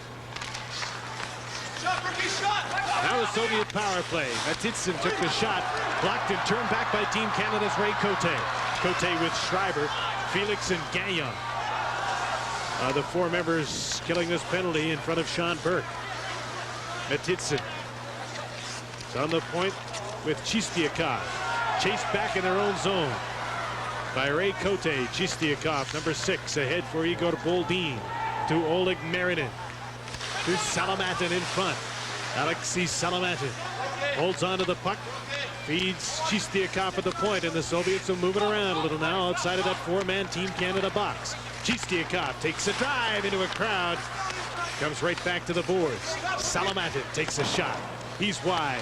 Kept in at the far point. Matitsin for Salamatin, and Chistiakov finally broken up by Wally Schreiber. Team Canada showing great discipline, giving them the points, high in the points though, and then following the pass to the point man and taking the shot away from him. 50 seconds left in the Team Canada penalty to Benoit Doucette as the Soviets come back. Sergei Karin, number 15, holds up with Snarok in front of the net. Plays the puck to the boards. There's the shot into a crowd by number 17, Vanin. Turned back by the Canadians and sent down the ice. 30 seconds left in the penalty. 11 minutes left in the second period. 5-1, the Soviets lead Team Canada. The conclusion of a 10-game Moscow Selects tour. Made 5 passes coming out of their own end. That's 8 passes to get it across Team Canada blue line. Make you dizzy. They're on their game tonight. But they don't get a shot on goal. No, they haven't had one yet. Not on this power play. And now they're offside with 4 seconds remaining in the penalty to Benoit Doucette.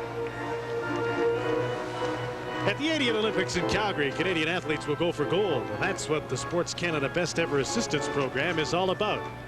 You know, that power play started to look a little bit like the Edmonton Oilers there for a while, since they've added all those new guys like Ken Nielsen and Rayo Ruotsalainen. All pass, no shoot. Well, there's a guy there, McLaren.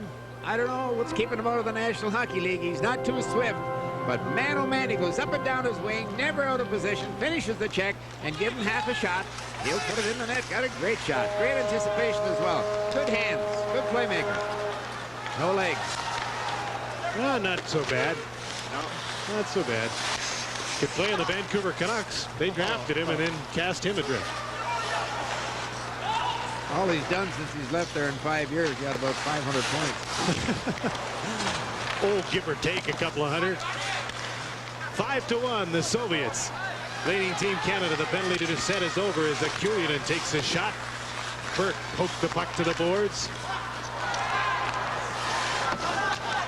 Akulinen dumps the puck back in.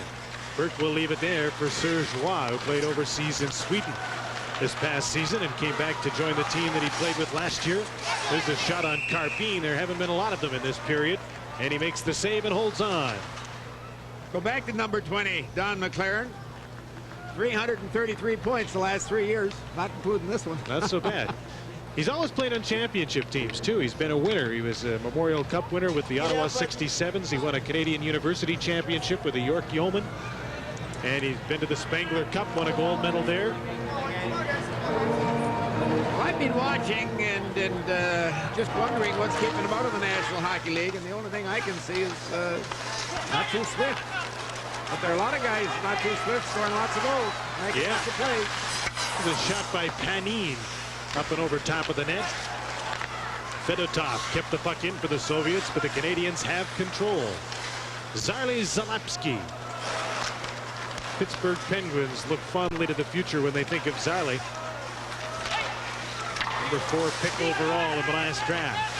He's on the point with Jean Gagnon as Ken Barry is in on the boards, roughing up Selyan, and the puck splits the Canadian defense and comes down the ice. The Soviets will use this opportunity to change lines on the fly. Gagnon to Cote. Ooh, almost intercepted by Mikhail Panin. Now Zalapsky with a chance to move the puck. Head up, he starts out of his own zone, loses it again. Mikhail Panin keeps the puck in. Panin into the middle, shot just wide by Igor Boldin. Kerdin goes after the puck.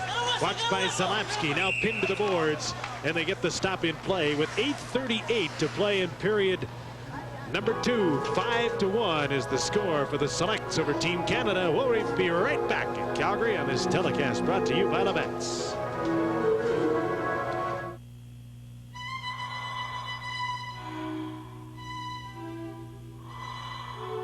New ProTech Ultra from Esso flows faster when you start your engine for better protection. Because most engine wear occurs during the first 2 minutes after ignition, right in your driveway. New ProTech Ultra, protection for your engine's future. Well, here's Zalapsky with the puck here, folks. And both Dave King and I wondering about that crazy stick he's got. And he'll lose the puck time after time after time. It's way too high alive for him, and it's hooked way, way too much. He has great skills with that stick. He can do all kinds of things with it, but at least once a period, he'll lose the puck in key positions and cause himself and his team tremendous embarrassment. For him to realize his potential as a great offensive hockey player, he's got to get rid of that banana he has at the end of the stick and lower the line. You could see as he came around the net that the heel of his stick is on the ice and the toes in the air. The whole blade of the stick isn't on the ice. But, you know, hockey players are pretty funny. With their sticks and their skates, don't try and tell them what they're using isn't the best for them. That's right. They'll tell you what to do. Yep. But quick, even though you're the boss, you're paying them. Offside call against the Soviets. This telecast is protected by copyright and is intended solely for the non-commercial entertainment of our viewing audience. Any use, reproduction, or distribution in whole or in part of the pictures or descriptions herein contained without the express written consent of the Sports Network is strictly prohibited. 5-1 as we near the late stages of period number 2, and Karpin is out to pounce on the puck. The shots on goal are 18-11. in favor of the Soviets. They got to give these Soviet goaltenders some new equipment. Both of these guys look funny in this stuff. They look too big for the equipment they're wearing. They're not doing half bad with it, though, I'll tell you.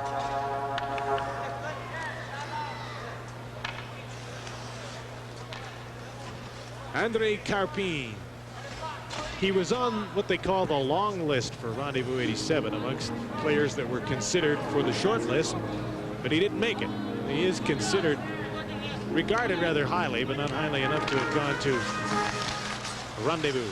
Well, I was very impressed with the Soviet goaltender Zelentov last night. He just played super and showed me enough moves that he's going to be a potential first-team all-star. There's a few guys on this team that I think you'll see eventually on the national team. Most of them are young. Here's Vanin with a pass to Znarok, number 16. His shot went off the side of the net. Nikolai Vanin pinned to the boards. The puck comes off the boards, and the Canadians move out of their own zone. Serge Roy, long shot in, and he pursues it. Fedosov, number 4, gets stick and gloves in the face from Claude Vilgrain, who came in to check him, and Vilgrain goes to the bench. Looks like he might have been hurt. Here's Sergei Karin, number 15, trying to center. Wally Schreiber took it away. Rick Bowe, number 11, moves in, takes a shot wide. McLaren couldn't keep the puck in on the right wing boards, and back come the Soviets. Igor Pavlov, number 21, has a goal in this game. Watched by Larry Trader, who's now back on defense. Agika trying to center. There's going to be a penalty on the play, a high sticking call. Against Team Canada is Mark Habscheid going to the penalty box for high sticking. Penalty will come at 12:55 of the second period. Well, you're going to get some penalties if Team Canada rises to the challenge of the Soviet team, who have consistently been finishing the check and taking the Canadians into the boards with pretty good velocity. Vilgrain a moment ago, a giant of a young man, folks, and I think in the most time playing center, and he goes into the fence here with the team, with the Soviet player. And here's the hit at the other end. Ooh, did he take a stick in the chops? Oh, that's what Vilgrain should be doing, is finishing the check like that, keeping both hands on the stick. The Soviet player gets the stick up high, well, then you get the hand up to protect yourself. Team Canada plays like that, they'll stand a chance against the Soviet club, but unless they continue to take the man. Soviets are on the power play for the second time, 0 for 1. Here's Makarov with a shot, Burke to save. He looked sharp when he kicked that out, so confident, kicked his left leg out. But his team did a great job in front of him, just clearing that alley. He could see it all the way. Made no sure problem. he could have a look at it. They picked up the two fellas in front, so they couldn't control the rebound. Soviets dump it in. Team Canada will have a chance to clear it. Jean Gagnon. Outlets to Doucette. There's the pass to Carpin. In alone. Scores! Don Carpin.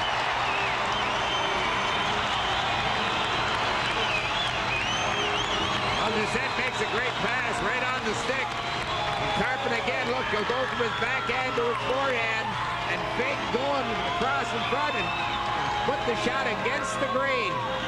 He fakes going to his left, gets the goaltender going that way, then just slides it along the ice after he has the goaltender move the stick. Good play. Short-handed goal. Maybe they can get something going now. Carpin from Doucette and Gagnon at 13:30.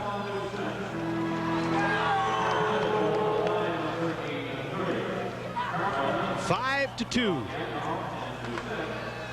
Soviets still with a 3-goal margin and still on a power play. Fedotov dumps the puck in. Back to pick it up is Don McLaren. He just rifled it way up in the air and down the ice. 55 seconds left in the penalty. Mark Habscheid's off for high sticking. Akulinin. This is Panin. He's on the ice with Kurdin, number 18. Gamayev in front of the net. There's the shot from the point, deflected way wide. Panin was getting quite a working over from Tony Stiles out in front of the net as the Canadians dumped the puck down the ice. Well, Panin is the hockey player that Team Canada says, boy, he just plays like Marcel Dion. And that moment there, he crossed that blue line. He was moving the puck. He was even moving the legs like Dion, and he eventually made a very, very good play. 15 seconds left in the penalty. Here come the Soviets. Salomatin open as he came down the wing, took a shot, and Sean Burke makes the save. Here's Ken Barry, the captain of Team Canada, number 9, moves in. Dropped it off, charging after it, Ray Cote. Penalties over. Team Canada back at full strength, trailing 5-2. 4:58 to play in the period. Salomatin, number 7. Hangs on around the perimeter, trying to put it back to the point. Rick Bowe stole the puck and sent it to center. Andrei Chistiakov, number 6, dumps the puck in. Sergei Kare, number 15, trying to center. Burke comes out to play it for Ray Cote. Nice pass to Ken Barry out at center. Nice move to get around Sergei Fokin, and he lost the puck just as Cote was going to hammer it. The play is called offside. Down to 4.5 minutes left. The Olympic Saddle Dome in Calgary. It's not really like this is a home game for Team Canada. They haven't played here since the Calgary Cup. And with all the excitement about the Calgary-Winnipeg series that starts tomorrow, the crowd isn't as big as it has been for other Team Canada games. About 7,000 here tonight.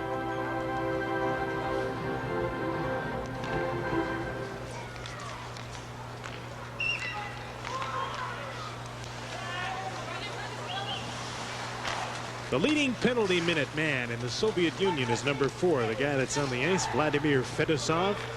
He dumped the puck down the ice. When you lead the Soviet Elite League in penalty minutes, in 36 games, it's 57 minutes. Not a lot of penalties called there. We get that sometimes before they drop the puck. In a game, yes. This guy's got 57 minutes, number 4. He had 3 penalties last night. A rough customer he is. And of those 57 minutes, he had a misconduct, too.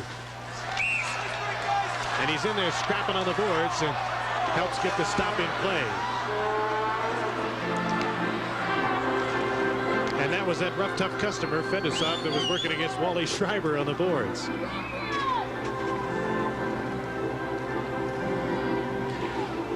At the 88 Olympics in Calgary, Canadian athletes will go for gold. That's what Sport Canada's Best Ever Assistance Program is all about. I'm Jim Houston, along with Howie Meeker and Jim Van Horn at the Olympic Saddledome in Calgary on TSN's Monday Night Hockey on Tuesday, 5-2. The Soviets leading Team Canada. Here's Von Karpen from the PA, Manitoba. Scored the goal, and right off the faceoff, Habside took a shot off the post. Inside post, and then it came up behind the goaltender and right out. Another goal in this period. It put Canada in pretty good shape as the Soviets are called for icing. As good a shape as they can expect to be in after being down 5-1. Oh, back in the old 6-team league, folks, this was done all the time, and we could never put the defenseman on the outside. Now watch Habside here. Just look at that, wide open. If he wins the draw, pokes it through, which he did twice last night, and that time there, he did exactly the same thing and hit the post. Woo. You have to have, if your centerman's not going to take the man, it's a pretty tough thing to do now with the rules that they have. Once you play the puck, then you have to take the man. Habside is down to a T and going to get 1 or 2 tries a game. Unless they put someone in there to... When he's on the ice, they have to put someone in there and say, look, if this is what he's going to do, for Pete's sakes, you move over to the inside, and if he does beat our centerman, go at him quick. It is by design, too. I talked to Dave King about the set play last night. They sent Benoit Doucette off the bench just to do that one time last night. And so all of the centermen work on that. Well, Soviets, they won't take the man. They'll have a go at you with the puck, all fair and square. Then they'll stand there and watch it. If you beat them, they're not going to take you. Down to 3:15 to play in the second period, 5-2. Soviets leading Team Canada. Here's Chris Felix dumping the puck to the end boards. Racing in after it is Serge Roy from the left point. Habside behind the net, trying to control a bouncing puck and send it out front. Idik Kamayev sent it around the boards and then takes the crazy bounce and puts it off the boards out to center. Chris Felix off the boards to center. Mikhail Panin, number 12, takes over. Panin against Roy. Roy goes back to pick up another man. Panin into the slot. Couldn't get a shot away. Here's Gennady Kurdin, number 18. Backhand shot, a weak one wide of the net. Roy takes the man. Kurdin goes after the puck. Gennady Kurdin tried to get it back to the point. Fedotov was tied up there by Von Karpen, and they get a stop in play with now 2:26 left in the second period.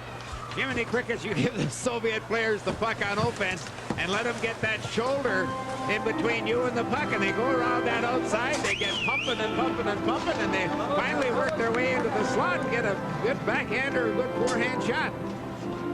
Gee, they're fast. Doubleheader coming up this Friday, the 10th of April. Toronto Blue Jays against the Boston Red Sox in the afternoon. You'll be able to see the Montreal Expos and the Houston Astros Friday evening on TSN.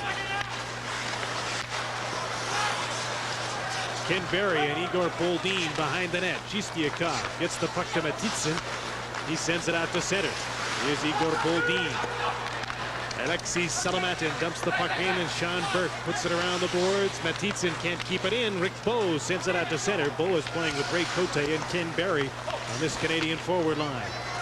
Here's Salamatin, number 7. Going to be offside, so Marinin sent the puck back to his own blue line to Matitsin. I often see the Soviets do that. They won't take an intentional offside, because when you play with 4 lines, you don't get back on the ice for another 3 or 4 minutes if the whistle goes and you have to change. I'm sure that's part of their reasoning. How often do you ever see them intentionally go offside? Avoid at all costs. Fedosov Just missed the check from Rick Bowe. Minute 15 to play in the second period. Been a much better period for Team Canada, but they were in a big hole. Stolen pass and a shot wide by Oleg Snarok. Benoit Doucette dumps the puck in. Vilgrain gets it off the boards. Karpin made the save. The Soviets dump to center. Last minute of play, second period. Karine raced for the puck. Just stopped at the last minute by Tony Stiles. Back the other way comes Benoit Doucette as the action picks up. Doucette takes the shot into a crowd. Two players down on top of the goalie. Vilgrain is on top of Karpin, and they still push and shove. Now they're up as the puck comes back the other way to center. 30 seconds left in the second period. Akika, number 11. Into the middle. Akulinen couldn't hold on to the pass. Canada back to center. Vilgrain couldn't hold on to the puck. The Canadians want to change lines with 22 seconds left in the second period. 5-2 Soviets. Akulinen, number 13, is shot. Kirk makes the save and holds on in some traffic.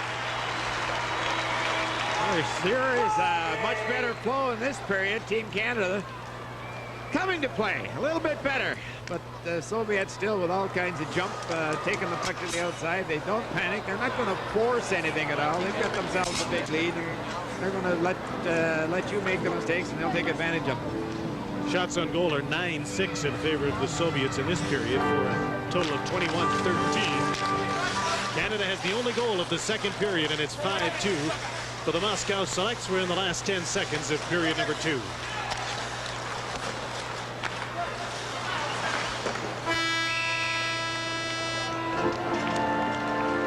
Well, Team Canada switched the goalies, and certainly it must have worked. Sean Burke made some pretty good saves, but his team played very, very well in front of him, and again, didn't give the Soviets any second shots. All kinds of first ones, but no second. Well, you were really lousy at picking the winner of the fight last night, Howie, so in this intermission, we're going to give you a chance to redeem yourself by picking the Stanley Cup playoffs. And what might happen, forecasting the playoffs in our question of the week, a Tuesday night edition coming up. We'll hear from some players on that as well in just a few moments.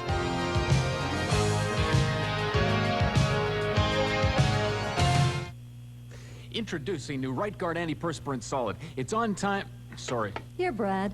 You try it. Its overtime formula helps stop wetness and gives you all-day odor protection. New Right Guard Antiperspirant Solid. It works overtime. Sony Trinitron XBR TV. Our best is now even better. A better, brighter picture that's now even closer to reality. Better stereo sound that is nothing less than incredible. And a system with access to every available video signal. Sony introduces the ultimate Trinitron TV, XBR2, television worth putting on a pedestal. Clean Flow, take 21. Clean Flow, Canada's own car care specialists, backed by nearly 50 years of experience in additives and waxes, paints and protectants to keep your car running smooth and looking great. Clean Flow keeps you on the go. Great, Dexter. Let's do it again. Some people just don't take care of their skin. But you should be a little kinder to yourself. Use a shave cream with more advanced lubricants. Gillette Foamy for sensitive skin. Hi, I'm Buck Martinez, inviting you to join Steve Cooney and me for Jimmy Williams and the Blue Jays. So join us each week for Jimmy Williams and the Blue Jays here on TSN, your baseball network. 6 goals in the first period, just 1 in the second. The Moscow Selects continue to lead Team Canada. It is now 5-2 after 40 minutes in Calgary. 5-1 Soviets in the second period. Canada man short. Then a nice feed for Von Karpin. In alone on the right side as Karpin slips it home. It is 5-2. That's where it stands after 2. Some good news for the Canadian team heading to the World Championships today. Minnesota defenseman Craig Hartsburg got medical clearance to join the squad in Hamilton. Also joining the team will be center Pat Verbeek, the leading scorer of the New Jersey Devils. He will join the team tomorrow as well. North Stars general manager Lou Nanne is undergoing tests at the Mayo Clinic. Doctors are trying to determine why Nanne has lost 12 pounds over the last couple of weeks. Well, the first round of the Stanley Cup playoffs will begin tomorrow, a travel day for visiting teams today, as the Maple Leafs headed off to St. Louis. During the regular season, the Blues won all 4 games against the Leafs there. We know St. Louis is a tough hockey club. They were fortunate enough to win first place at the end of the year, but I think we both came on a little bit. I think we won 4 out of the last 6, and St. Louis did about the same thing. And there's not that many games between us. We came out about the same, and point-wise during the season they're a little bit ahead of us, but goal-wise they're just about even. So I think it's going to be a close series and probably a low-scoring series. And in the Smythe Division, it'll be Winnipeg and Calgary tomorrow night. The Kings are in Edmonton against the Oilers. The key is Wayne Gretzky, who has been bothered by an injured toe lately. Basically, I was hitting to the boards and I jammed my toe, and happens to be on the toe that's been bothering me all year. And you know, I really don't have a whole lot of strength in it. And you know, for me, the toe is very important in my skating, and it's the one that I get most of my power and push from. And I'm not able to do that, and consequently, I don't have a full stride. Now to baseball, the National League this afternoon. The Mets squeezed out a 3-2 victory over the Pirates. The Cards clobbered the Cubs 9-3. In action tonight, Atlanta has scored a 6-0 victory over Philadelphia. LA currently leading Houston 4-2 in the 6th inning. San Francisco hosting San Diego, that game just underway. And in the American League, California bombed the Mariners 7-1 this afternoon. Oakland out in front in the 8th inning on Minnesota 4-3. The Jays will send Jim Clancy against the Indians tomorrow in Game 2 of a new season here in Toronto. And the Expos will go with Jay Tibbs against the Reds in Cincinnati. Stay with us now. The question of the week coming up on TSN's Monday Night Hockey. Who's going to win in the NHL playoffs? The score after 2, 5-2. Moscow Selects leading the way. You got a thirst for life. You put more in. You're getting more out. You got a thirst for life. And the more you put in, the more you get out. This spot's for you. Crisp, clean. Like Beechwood HD says we put more in. This spot's for you. We put more in. You get more out. Budweiser. Wednesday on the Sports Network. 8, the hard-hitting action of top-ranked boxing from the Oasis in the desert, Las Vegas, Nevada. Live at 10, Pat Marsden hosts Canada's only sports phone-in show. It's your call. 11:30 and 2, Sports Desk for the latest news, scores, and sports updates. That's all on TSN, where Thursday there's first-round action from the Masters in Augusta, Georgia, starting at 4 p.m. Eastern. Welcome back to the Olympic Saddledome in Calgary, where 2 periods have been completed. The Selects leading Team Canada by a score of 5-2, and 20 minutes of hockey left to go. We were so on with our predictions last night about the Leonard Hagler match that we've decided to try it again with the question of the week. This time around, as the playoffs get underway, we asked the players who they thought was going to win. I was going to say I'd be in big trouble if I didn't say Chicago, but I mean, you have to look at a team, Edmonton and Calgary coming out of the West. I think Winnipeg's had a great year, and I think Maloney's done a great job there, so I think they'd be a surprise team. I mean, it's really up for grabs. I mean, last year, who thought Montreal would do it? I think Montreal believed in themselves, and they did it. And, you know, you got to consider Montreal because they have the experience, and it was just really tough to say, but I'd say leading contenders probably would be Edmonton, Calgary, and then probably Montreal and probably Philadelphia. I think right now you have to look at the 2 obviously odds-on favorites, in my opinion now, would have to be Edmonton and Calgary. But again, you know, with a month of the season, the injury factor, the team that gets hot, the goaltending, all those factors are going to come into play. Well, I think, you know, Edmonton's going to be very, very tough. You know, after last year's defeat, I think the boys are really hungry, and if we can play the way we're capable of, you know, I don't see any reason why they can't go all the way, but playoff hockey is playoff hockey, and there's been known to be upsets and teams coming from the back of the pack and making a good run, and it'll be interesting. It'll be interesting to see what kind of playoff Montreal has after their great season last year, and teams like Hartford, who won their division or are leading their division right now, you see what, you know, how they do in the playoffs this year after coming in first place instead of fourth place. I got to say Hartford. Hartford seems like a hot team right now. Montreal has, I think, won the last 7 in a row, but I think they're going to burn out, and I don't think they're going to repeat from last year. I think it's Hartford all the way. You have a team like Edmonton, and you know, Calgary is pretty good hockey team too, and you know, like you see Detroit is doing very well this year. So I think it's going to be a very close race. Well, I don't know. I don't like to predict, and go about that. I just think the team that we have to face, we have to be prepared for, and we have to be ready for it. And it doesn't matter if it's the Edmonton Oilers or Los Angeles or Winnipeg for that. And it's just we got to go in with a clear mind. We have to go in working hard. We have to do the things that have got us here this far and continue them. And we got some experience behind us now with being in the playoffs last year, and hopefully that will just take over again for us and just give us that added bonus that we need going into playoffs this year. Well, it's tough to say. I mean, last year all the big teams were knocked out after the first or second round, so I think this year you're going to see a little different. I think Philadelphia's still going to be in there when it comes down to the crunch. And New York's kind of stacked their team, and they're looking for a playoff spot. You never know. They surprised last year. It's going to be tough to say. I think Edmonton's going to be there. I don't know if Calgary's going to beat them or not. I think when it comes to playoff time, it's going to be a little different, but I think it's going to be a lot different. The big teams are going to be there this year. You know, it's tough to pick an individual team. It's much like last year when Edmonton was knocked out. It was like a toss-up, and a lot of people were surprised when Montreal won the Stanley Cup. I think it's the same type of thing this year. Any team that gets in the playoffs, gets some momentum, stays healthy, can win it. It's good for the league. Well, after offering to bet the entire house on Marvin Hagler last night, I'm not even going to start to predict who might win the Stanley Cup, but I do have a couple of thoughts. I think Hartford Whalers have sensational goaltending. They play great defensive hockey, and they've got goal scorers to complement that up front. If they're healthy, they're going to be very, very tough.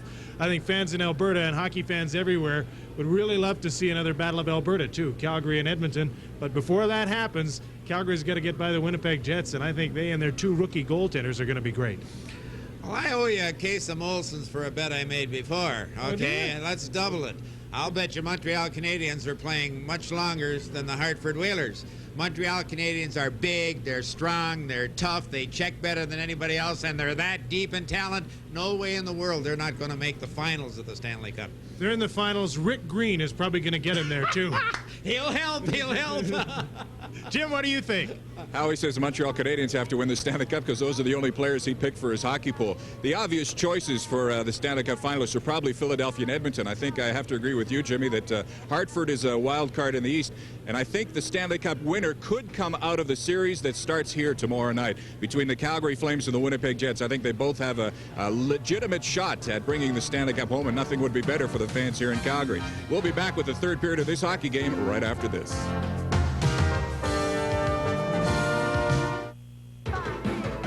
How do you make aerobics safer?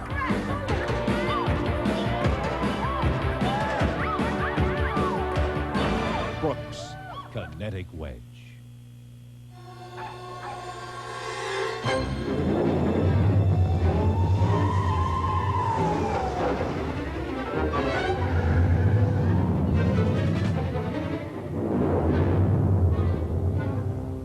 200 times a minute of every day, someone somewhere chooses Esso No Trouble gasoline. No trouble. Why? Because it cleans as you drive.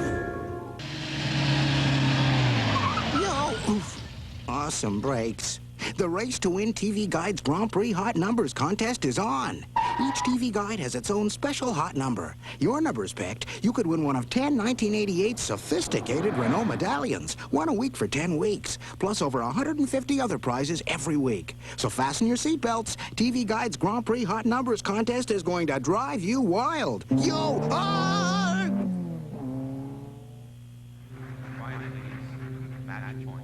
How do you make tennis safer?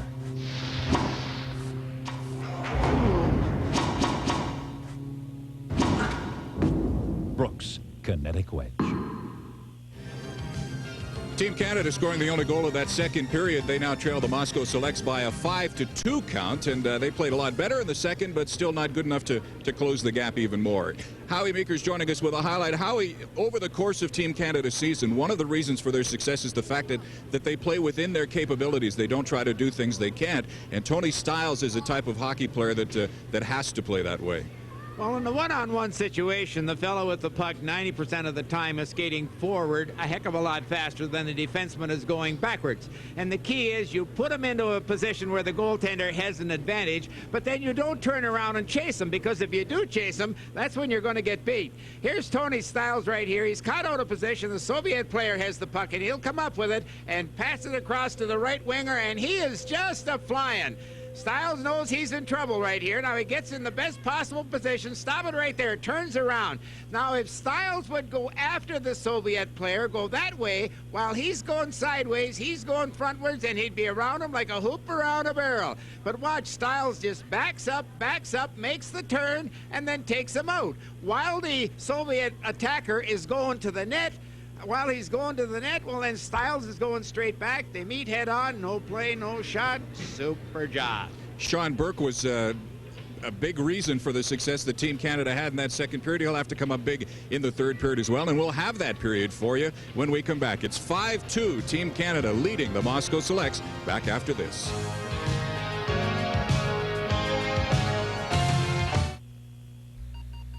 Sony Trinitron XBR TV. Our best is now even better. A better, brighter picture that's now even closer to reality. Better stereo sound that is nothing less than incredible. And a system with access to every available video signal. Sony introduces the ultimate Trinitron TV. XBR2. Television worth putting on a pedestal.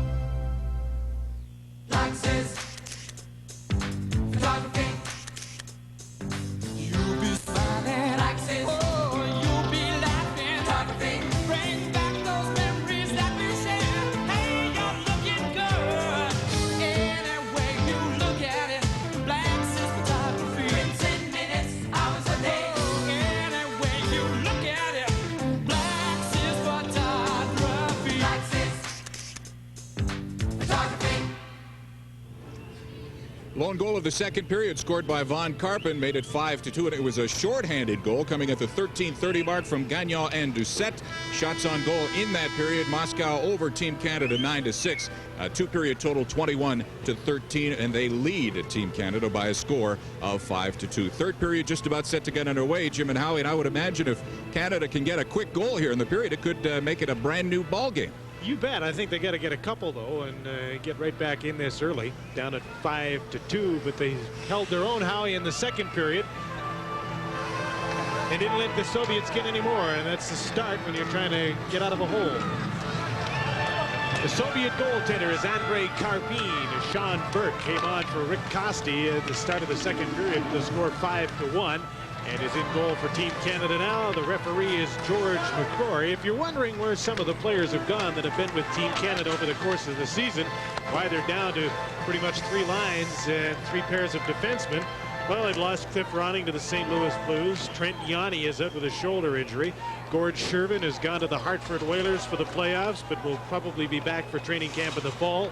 Steve Nemeth is suspended. Can't play international games because he was on the junior team that was in the brawl in Czechoslovakia. And Mike Stapleton has gone to the Chicago Blackhawks. So they've lost a few troops over the course of this season. Mikhail Panin of the Soviets to start this third period, trying to get the shot away. In fact, did, but it went wide. McLaren to Gagnon, and he dumps the puck out. There's going to be a penalty against Sergei Selyan as he hit Von Karpen from behind, knocked him to the ice. An interference call against Selyan. Team Canada with a chance to get back in it with a power play goal if they can get it. I kind of thought maybe that was a little cheesy penalty. Called it interference, maybe charging or boarding. They don't call it boarding anymore. I don't, at least I never see them do it. But certainly it looked like Karpen had the puck in his feet, and the Soviet player made contact with him. Canada tonight 0 for 1 on the power play. They need to get it going here. Down 5-2. Power play goal that looked pretty good. Send out Habscheid along with Wally Schreiber. Don McLaren up front. Habscheid to Schreiber, back on the point to Jean Gagnon. Gagnon Zalapsky on the point. The shot from the point was blocked. Sent down the ice by Eric Kamaya. That hurt. Yeah, he's gone right to the bench after blocking that shot. Now he's going to walk it off back in the tunnel. Zalapski dumps the puck in for Team Canada. Don McLaren is in for it. Can't get it. It comes to Jean Gagnon, and his attempted pass for Zalapski went off a Soviet player and out to center. Kustyakov dumps the puck in as Sergei Karin is in after it. Oleg Znarok with a shot blocked by Jean Gagnon, and out come the Canadians 3-on-2 to center. Wally Schreiber with Habscheid going for the net. McLaren trailing on the play. Schreiber is checked hard, and the puck is cleared down the ice. The Soviet player who picked up that loose puck, as soon as it popped loose, he looked up the center of the ice, saw no white jerseys, and very smartly backhanded it down. Minute left in the penalty to Selyan, and it went off for interference. Benoit Doucette dumps the puck in for Team Canada. Rick Bowes on the ice. He sends it in for Villegrand. Cut off by Fokine. Can't clear it. Chris Felix on the inboards for Claude Villegrand. Doucette to Villegrand. Back to Doucette. Serge Roy back on the point. Takes the pass. Screening in front is Rick Bowe. Here's Doucette. Tried to work the give and go with Villegrand. The pass was intercepted. 20 seconds left in the Soviet penalty. Felix ahead for Claude Villegrand. Back to Chris Felix. Into the inboards. Villegrand tried to dump it out front. Intercepted, not outdoors. It's cleared. Felix took a shot that was blocked. Can't get any shots on this goaltender during this power play. Felix keeps the puck in. Matitsin will clear it for the Soviets down the ice. The penalty's over. Soviets are back at full strength. Well, Team Canada had 2 or 3 opportunities to shoot the puck, but they want to get a little too fancy, and Soviet players picking off the passes. Fabian Joseph dumps the puck in. Fedotov to Igor Boldin, and he sends the puck down the ice. Here's Tony Stiles, number 4. Leaves the puck for Larry Trader. Trader ahead for Cote. In North America, with his back turned like that in a hockey game, he'd have been decked. That guy just didn't want to hit him. Here's Joseph. The Trader, and the puck got outside the blue line. Here's Tony Stiles now, number 4. Over 2 lines to Ken Barry. The play is called. 3 minutes and 14 seconds into the 3rd period. There's Team Canada's captain, Ken Barry. Played very, very well last night. Again, doing things with the puck that he didn't do when he was in the National Hockey League. He hangs on to it, makes pretty good plays, and made them last night in the heat of battle, in a crowd. He can be nasty, too.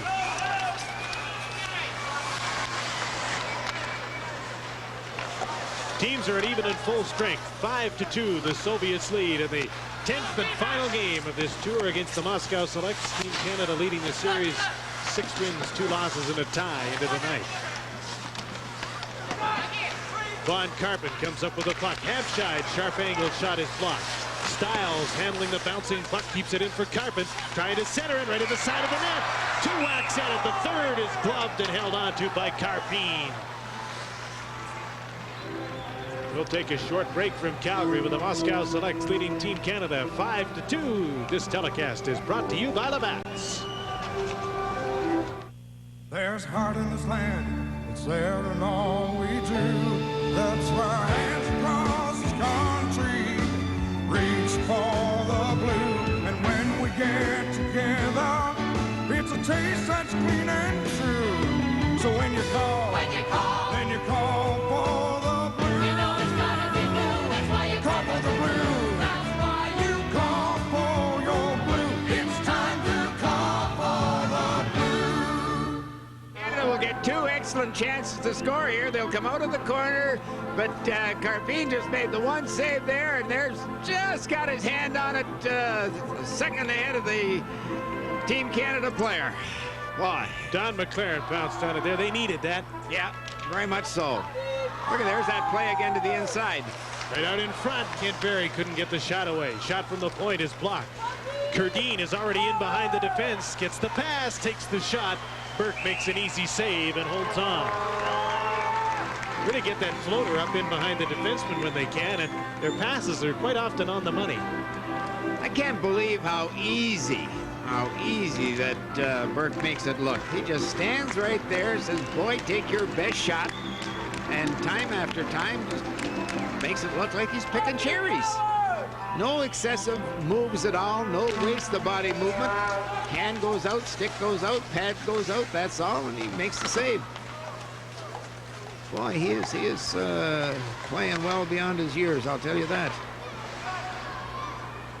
Having played a full season in a very high level of competition hasn't hurt him a bit, obviously. Here's Yuri Kamaya, thrown down to the ice by Jean Gagnon, and then skates away with the puck. Ahead to Claude Vilgrand. He dumps the puck in, blocked there by Karpin. Fedotov had his pass cut off, and Benoit Doucette's shot was blocked. Here's Gennady Kurdin in over the blue line with Gamayev. Gamayev, number 3, takes a shot off the leg of Chris Felix, and that hurt him. Team Canada back through center. Ray Cote. Rick Bowe coming up to join him. The pass is too far in front of Bowe. And back come the Soviets to center. Through the middle, the pass for Karin. Knocked away by Team Canada's Wally Schreiber. Schreiber out with Cote and Rick Bowe. Cote spins in his own zone. Tried to play it back. Intercepted by Snarok. He drives for the net. Cut off with the pass before he could get through there by Serge Roy. Fedosov, number 4, on the boards, cut off by Cote. Out front to Schreiber, turns and can't get a good shot away as he was poke checked. Ray Cote centering. Karpin's got the puck in his glove. Zarok a few moments ago went in on Waugh, and I thought he had him beat cold turkey, but Waugh turned right. Tony Styles, and met him head on, shoulder to shoulder, and hung on to him. And Zarnock didn't even get a shot.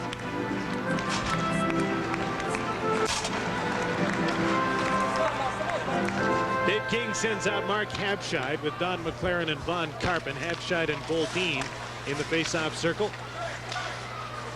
Soviets have possession.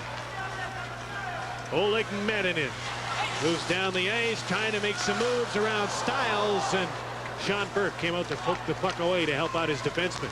Up back the other way comes Don McLaren, poke check to the blue line. Boldine, nice move. Plays it back to Matitsin. He's checked from behind. Von Karpen comes up with the puck. 2-on-2. Tried to pass it ahead for Habscheid to hit a skate. Puck is then dumped in by the Soviets as they change on the fly. Tony Styles starts out. Good pass through to Karpen. Takes the shot. Blocked by Kukushkin, the defenseman. Kukushkin around on the boards. Agikin dumps the puck to center. Pavlov, number 21, touches it. Play is called back on an offside pass. At the '88 Olympics in Calgary, Canadian athletes will go for gold. That's what Sport Canada's best ever assistance program is all about. How about the moves Boldine tried to put on Styles a few moments ago? He went about 13 different ways and about 40 feet. Yeah. Inside, outside, inside, between the legs, and Styles stayed right with him.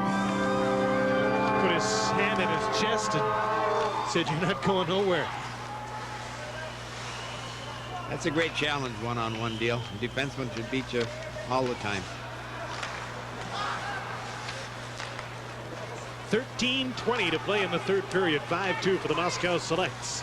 Here's Geekin, number 11. Takes a shot. Good save by Sean Burke. Came up on his shoulder in the glove side.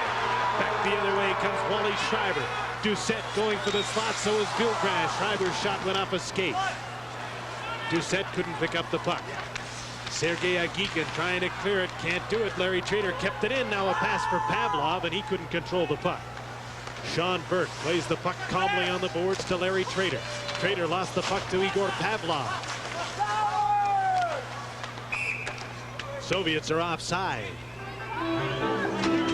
I'm sure as you're watching this game at home that you've noticed that the Soviets time after time are getting that bottom hand off the stick and giving the Team Canada players a pretty good shot. High in the shoulders, sometimes high in the head. I've not seen them being that aggressive for a long, long time. Yuri Gamayev. He and Panin, 12 and number 3, seem to switch off and on. One time Panin will come out and play center. The next time Gamayev will play center and Panin will move to the right wing. Well, skate about the same. They all have tremendous balance, and you can't knock them off the puck. No matter how big you are and how small they are, they just roll with you. They get shoulder to shoulder, and they're tremendously strong because they're balanced properly on skates. In Panin's case, it's the low center of gravity that helps him out a lot. There he is with the puck. You bet. He handles that well, doesn't he? Sends it up on the boards to Gamayev. Back to Panin, skating through the middle with his head up. Hooked by Felix. Panin. Kerdine on this line as well as out front. Sean Burke stops the puck at the side of the net for Chris Felix. Jean Gagnon to Cote. He just flipped it into the middle. And it's shot right back in by Eric Gamayev. Gennady Kerdine, number 18, taken in on the boards by Gagnon. Puck comes to Ken Berry, and he flips it to center. 11:50 left in the third period. 5-2. Select's lead. It was 1-0 for Team Canada. Soviets scored 5 straight as Canada goes offside. Or Canada got one back in the second period, and it's now 5-2. We'll look forward to the Masters from Augusta, Georgia. The Augusta National Course Thursday and Friday, rounds 1 and 2 on TSN, starting at 4 o'clock Eastern Time. Don McLaren opened the scoring in 34 seconds of period number 1. He's out on the ice now with Habscheid and Rick Bowe. Dave King continues to mix and match with his line combinations.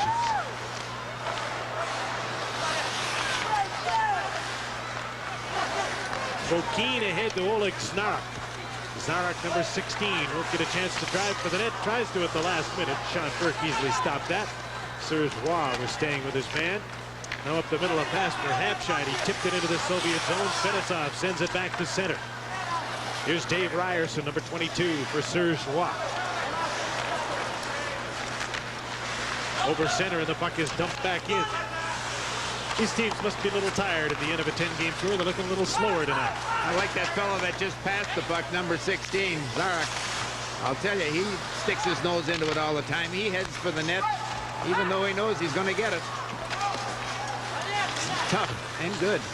Tried to keep the puck in there and missed it as he swiped at it. Don McLaren dumps the puck in. Benoit Doucette's in after it along with Rick Bowe. Bowe to Doucette. The pass out in front is in the air. Trader tried to knock it down and couldn't quite do it. Salamatin dumped and knocked down. The Canadians get the puck, clear it, but not out. I guess it did get outside the line. Says the linesman, an offside call against the Soviets. Down to 10:19 to go, third period. Well, Team Canada forwards aren't helping the situation very much. They know there are some goals down, and they want to get on the Bill Daly up the other end, and they're all heading for the red line or the center ice area before the defenseman can get it up to them. The Soviet players are going in and forechecking. It's 2-on-2, and there's no way that they're getting a chance to make that constructive play to a centerman standing in that center ice area. They've got to come back and join in the effort to get the puck out, and once they get it out, they'll come out over their own blue line, hopefully 2 or 3 at a time. 24-16, the shots on goal in favor of the Soviets now. Team Canada, Claude Gilgrand in deep along with Benoit Doucette and Von Karpen, who's alone in the slot right now. The puck comes loose. Karpen will race to the boards after it. Matitsin hit it, and the Soviets clear to center. Soviets will change on the fly as Zarley Zalapsky picks up the puck and turns it back the other way. Doucette tipped it in. He's checked by Kukushkin. Gilgrand after the puck. Claude Gilgrand checked from behind by Akulinen. He's then hit by Doucette. Jean Gagnon pinching in after the puck for Team Canada. And he'll hold the puck on the boards long enough to get a stop in play. So we'll take a short break with 9:29 left in the third period from Calgary. This telecast is brought to you by Labatt's. I told him, son, gas isn't just gas anymore. Today you need a gas that cleans. Why? It's simple. Fuel injectors and carburetors get dirty. The new no-trouble gasoline from Esso cleans as you drive. And it's in all our pumps. Thanks, Dad. No trouble, son. I told him. you folks watched the game from Lethbridge last night, because you realize that we're not completely off base in what we were talking about and how well this team played. I just think they look a little tired tonight. It hasn't been as good a game. The pace hasn't been as fast. And the Soviets have been a little better. Yes, a whole bunch better. Tough. It's been a long time since I've seen a Soviet team check as consistently as this club has checked tonight. They're mad. They've lost 6 games on the tour. That could well be part of it. There's Anatoly Fedotov, the 20-year-old. He's thought very highly of the Soviet Hockey Federation. Got a lot of ice time last night. Hasn't had as much tonight. He's on the ice right now playing with Sergei Selyanin. Fedotov's pass up the middle. Erik Gamayev shoots it in. Chris Felix back for the puck to Rick Bowe and up to center. Panin shot it there and they dumped it in. Offside did the Soviets. I'd like to get a picture of that last Soviet defenseman pitching. The second he started in, the defenseman from the other side went over to cover him up, and the winger high on the circle, he went back and played the right defense. They're not afraid to pinch at all. In fact, pinching should be done on a regular basis, providing one other fellow on the team knows what's going on and backs up and doesn't stay in. He has to come out to the blue line. The Soviets tonight have done it extremely well. It's easier to gamble like that when you're ahead, though, too. Oh, yes. Well, you have to gamble, too, when you're 3 down.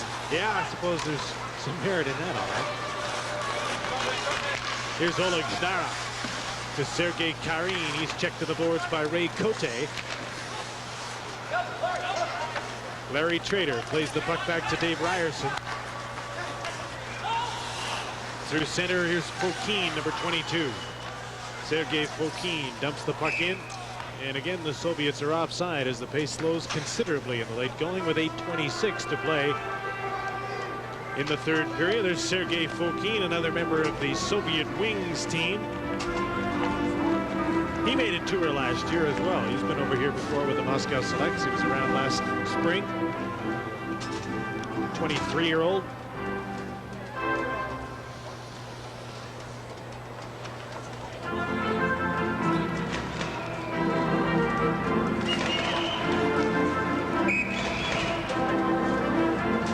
Benoit Doucet and Nikolai Vanin facing off. Doucet went straight ahead to get the puck. He was backed up by Vilgrand, but Vanin turned and stole it. Dumps the puck in. Sean Burke on the boards for Von Karpen. Karpen moves the puck out to Vilgrand. Nice pass ahead to Doucet. He was hooked just enough by Fokin to slow him up. Doucet fell and went into the boards heavily. It's up complaining to the referee, and the fans get on McCrory as well for not calling a penalty. Burke has to hold on with Snarok right there. Well, even though the Soviet team are leading 5-2, folks, they haven't eased up at all on the attack in the white jerseys. They're checking, if anything, a heck of a lot tougher right now than they have at any other time. Look at this. Fedosov took his man to set down. I'm not sure that Benoit didn't have a pretty good argument about a penalty being called. Vladimir Fedosov.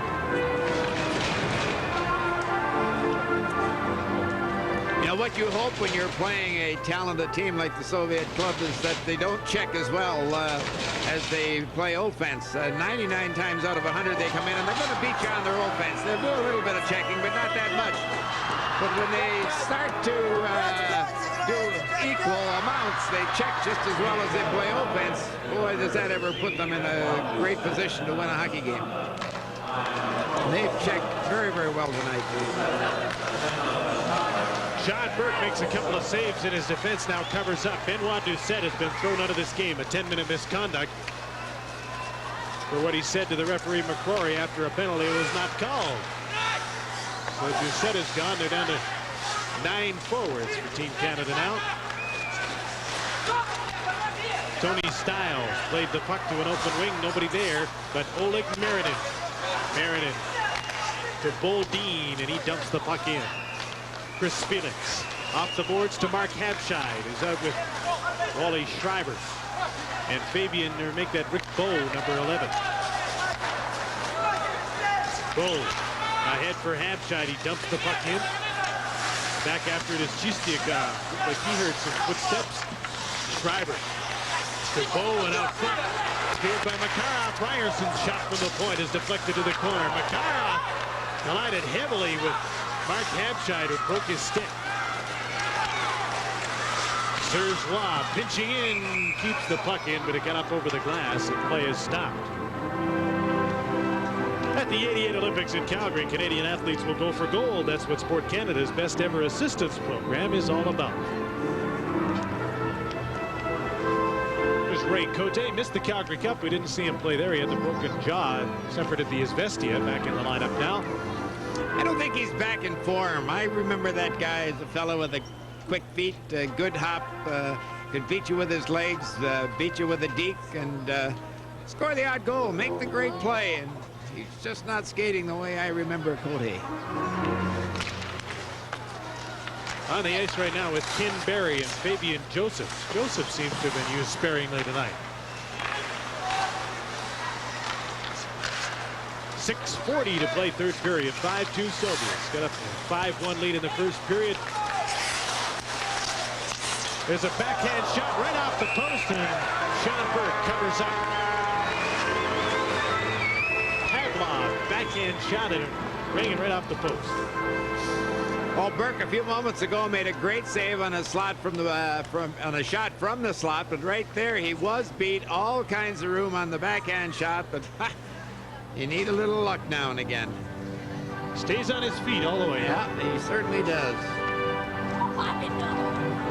He makes it look so easy. I just can't get over it. Doesn't waste a move. Von Karpen carrying the puck to center for Team Canada, misfired as he tried to dump the puck in. As a result, Vilgran went in offside over on the left wing. I said last night, Sean reminds me of Ken Dryden. Dryden, when he was playing at his best, stayed on his feet like this kid does consistently. And he would stand there, give you the opening on the far side, and take it away from you time after time. There was all kinds of times, though, when Dryden was the dipper and a diver and a flopper and a guesser.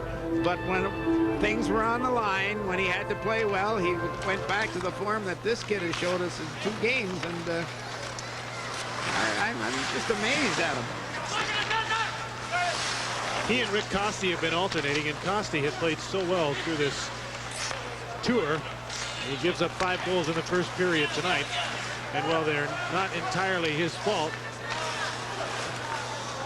you got to remember that through this tour, great goaltending has kept them in some games, and that's what they needed tonight, obviously, as the Soviets caught fire early in this game.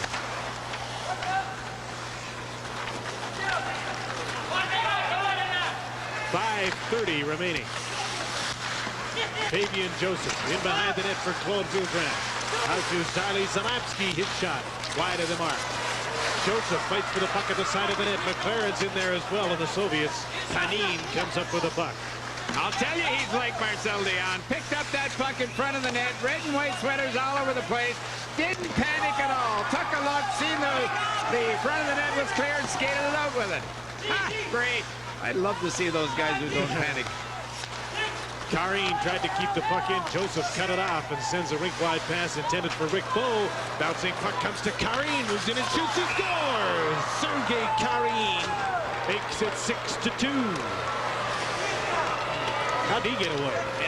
Well, I was watching Burke all the time on this. I didn't see the shot. It was lucky it was home free. Karin comes up with it. Now let's see where Burke is. He tees it up. That went in the short side. Not often. He gets beat in the short side. That's the first goal Sean Burke has given up since he came into this game at the start of the second period. Goal number 4 for Karin. He was just sort of standing there in there behind the defense as they'd started up the ice and accidentally got the puck. 15:08, the time of the 6th goal to make this 6-2. Pretty much thwarts any comeback bid. Not that it was very much alive at any rate. 6-2 is the score now. Sean Burke clears the puck for Larry Trader ahead to Ray Cote. Cote now to Ken Barry. Karpen breaking for the net.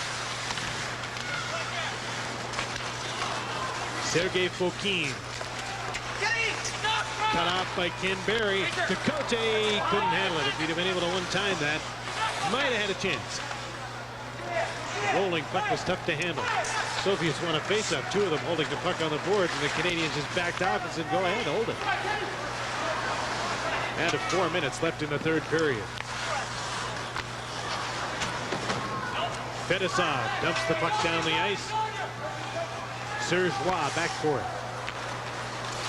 To Larry Trader, he leads the Canadian rush. Head to Claude Vilgrand, tipped the puck in. He go to Boldin. Andrei Chistiakov sends the puck to center. Rick Bowe for Larry Trader. Serge Roy head to center. Intercepted. Boldin for Marinin right in front. Salamatin was there, but he was dumped by Serge Roy. Back comes Rick Bowe, dumps the puck in. And again, the Soviets turn it back the other way. Marinin, drop pass, anticipated and swept away. Here's a 2-on-2 chance. Vilgrand moving in with Habshai. Broken up by the defenseman Kukushkin, number 5. 3 minutes to go, third period. 6-2 Soviets. Chris Felix is checked. Gets the puck go to Habshai. Habshai to Ryerson. Moves in and takes the shot. Takes me out too. I thought he was going to drive it. He tried to send it out in front. Here's Wally Schreiber coming off the bench. Moving in with Fabian Joseph. Schreiber drives for the net. His backhand shot is stopped by Carpine. Hasn't been very busy in the third, but he makes that save. Clyde Vilgrain a moment ago was going one-on-one, had every opportunity to beat the fella, but just hasn't got the legs tonight. There's the guys who've been invited to Hamilton, and they'll play in the games against Team Canada, and some of these fellows will go overseas for the World Championships that start on the 17th. Team Canada against NHL competition. You can see them at Copps Coliseum Friday the 10th at 8:30, Sunday the 12th at 2 o'clock. What they'll probably do, Howie, is take about 11 or 12 guys overseas and hope that there's some 4 straight series in the first round and they can get some more recruits for the first game. I've heard you called many things, but never Howie Cosell.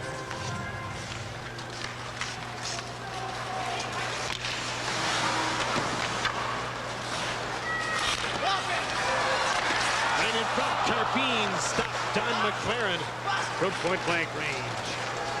2:25 left in the third period.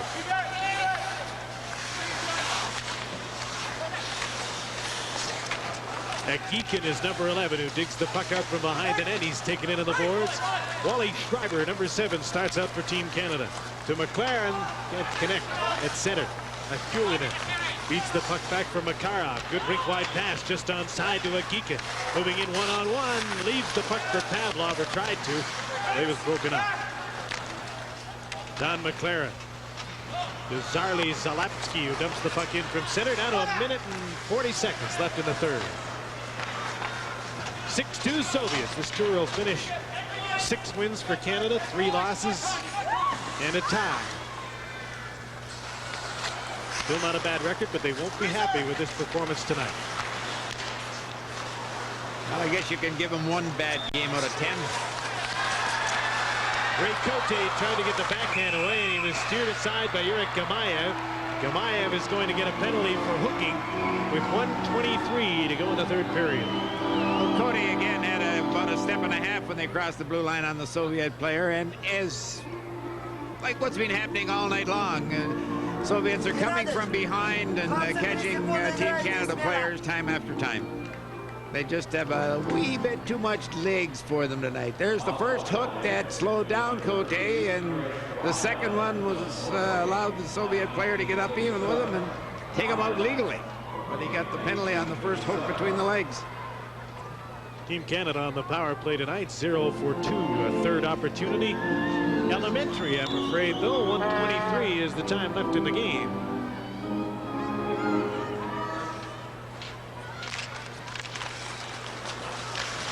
Waugh keeps the puck in. Here's Rick Bowe. Ken Berry's out in front of the net. The side of the goal, Cote trying to center for Barry. The puck is loose in front and cleared by the Soviets down the ice. Once again, the Soviets in front of their net, just taking the man. They're not bothering with the puck at all. And that's the secret to success. Last minute of the third period as Rick Bowe carries the puck in past to Ray Cote. Back to Sergeois, mishandled it. His skates and Cardine tries to clear it. Rick Bowe keeps the puck in. O'Keefe gets the puck by Sergeois and out to center. Karin with a shot. Nice play, and the Soviets lead 7-2. Oleg Snarok gets the goal from Karin as he tipped it in at the side of the net. A short-handed goal to really salt this one away. Watch this pass. There's the fellow I said I like because he heads for the net. It's in the air, 2 feet in the air at least. Makes the shot, throws it in the air. Zarnak goes in front, and I'm sure got it on the heel of his stick and right in there. We'll see it again. Too. Look at this. Great conversion. 7-2 for the Moscow Selects. They win their third on this tour, or will in a moment from now. The shot right on goal, and Karpin makes the save.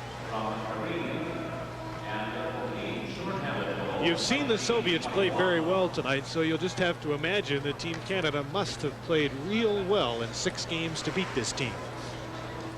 Well, they certainly did last night. I was just delighted for the simple reason is that Canada skated as well, handled the puck as well, checked better, and got better goaltending. An excellent game of hockey. And this tonight just shows what can happen when you do not take the man, when you ease up just a little bit, or you're half a step off your game against a team as talented as the Soviets.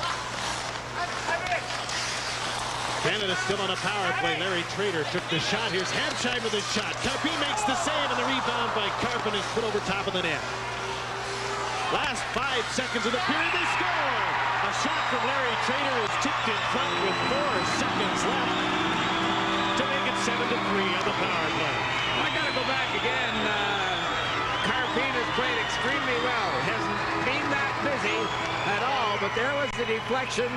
But prior to that, he made 2 pretty good saves. And I just think the Soviets coming up with 2 excellent young goaltenders in Karpin and Stelenkov.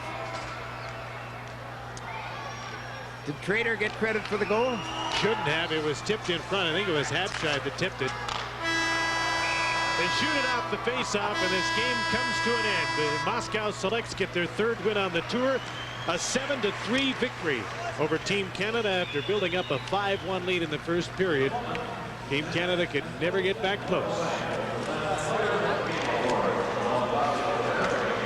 Well, that should make Smiley happy. Yeah.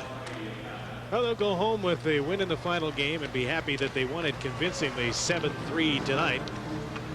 Sean Burke came on in the second period, gave up just 1 goal.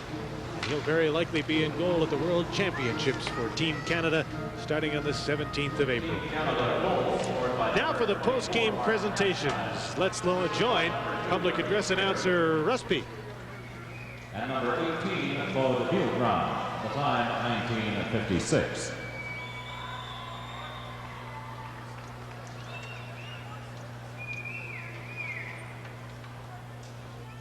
Ladies and gentlemen, the defensive player of the game and the most valuable player for each team will receive a 12 by 16-inch Canadian-made brass-etched plaque. Presenting the Royal Bank of Canada Defensive Player Award is Mr. Dave Kitchen, Senior Vice President and General Manager, Alberta. The defensive player of tonight's game from the Moscow Selects, number 5, Dmitry Kukushkin.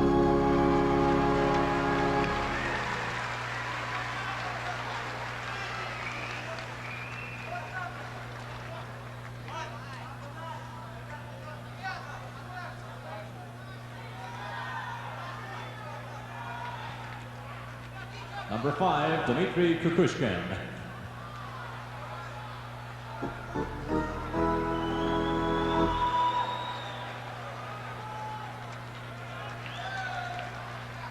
And now presenting the ESSO Most Valuable Player Award. Tonight's MVP for the Moscow Selects, presented by Mr. Don Kennard, ESSO representative, And the SO Most Valuable Player is number 15, Sergei Karin.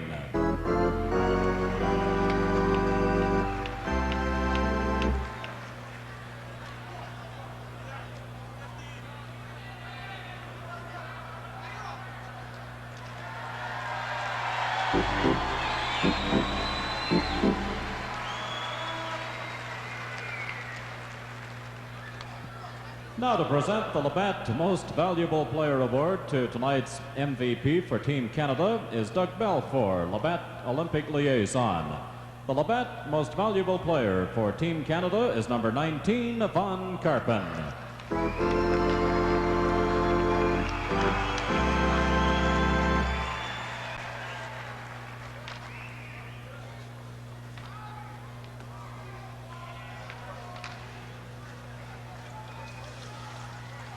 And so the final score from the Olympic Saddle Dome in Calgary, the Moscow Select 7 and Team Canada 3. Our post-game summations after this. Remember the thrill of your first great catch? In 40 years, we at Cooper haven't forgotten either. That's why we're always improving our gloves with stronger lacing and leathers that need no breaking in. Many treated with our exclusive grabber finish for extra grab when you need it. Your first choice was a Cooper, and today it still is. Catch your first choice in ball gloves. Catch up to Cooper. The Blue Jays meet the defending American League East champion Boston Red Sox on TSN's Major League Opener. Friday, April the 10th, will be in Boston when the Jays come up against the Green Monster, the wall that's made Fenway Park one of baseball's more memorable shrines. There's a good chance the Jays' fortunes will be won and lost at Fenway. So join Fergie Oliver and Buck Martinez for the Jays and the Boston Red Sox. Friday, April the 10th at 1 p.m. Eastern here on TSN. Welcome back to the Olympic Saddle Dome in Calgary. The Moscow Selects have finished this 10-game exhibition series with a 7-3 victory over Team Canada in one of the very few games that Team Canada did not play up to their potential. The Selects wind up with the victory, but they did not win the series. Team Canada, in fact, did win the hockey series. Seven victories, 2 losses, and a single tie. So it was a pretty good performance for Team Canada overall. We'll come back with more from the Saddle Dome in Calgary right after we take you back to TSN Control with John Wells. Well, that pretty well wraps up a terrific year of hockey on TSN. We've certainly enjoyed the Monday night action from our control center in Toronto and look forward to another year of the same on Monday night next season. We switch our focus to baseball now, and the new season begins on Friday with an all-Canadian doubleheader. 1:30 Eastern, the Blue Jays and the Red Sox live from Fenway. Then at 8:30 p.m. from the Astrodome in Houston, the Expos and the Astros. And don't forget, first and second round coverage of the Masters live from Augusta, 4 Eastern, Thursday and Friday. Sports Desk will follow after a final word from Calgary. When you're feeling up and your friends are near, it feels so right. What's going down here? You grab a little bit slide right out of the ice. A taste smooth and light goes down so nice. Yeah, slow that slide right out of the ice. Ooh, yeah.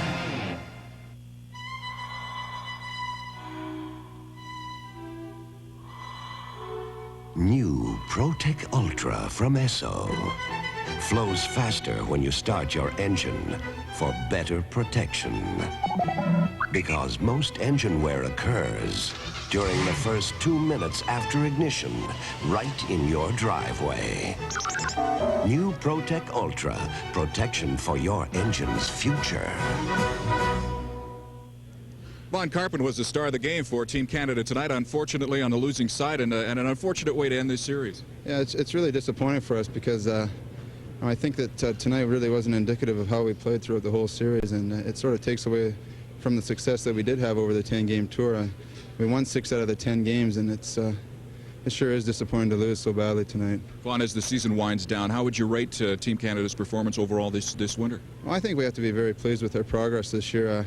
I think if we'd have won tonight, we'd have been 500 against the Soviet team. So I think that's an indication of just how well we played compared to teams in the past. And you know, other than tonight, I think we showed a lot of maturity throughout the year and throughout this last series, and I think overall we have to be very pleased with the success that we had. Well, can you pinpoint one reason for your letdown tonight? Were you physically tired? No, I don't think that's an excuse. I think we were just a little lazy tonight. I think we took too much for granted, a little too loose, and you know, we've had good goaltending this whole series, and you can't rely on them all the time. I mean, they can only do so much, and I mean, you couldn't blame them for any of the 5 goals in the first period, and we were just too lax. We weren't ready to play. We had no respect for them. You're a veteran of this national program. How would you rate Team Canada in the past couple of years under Dave King?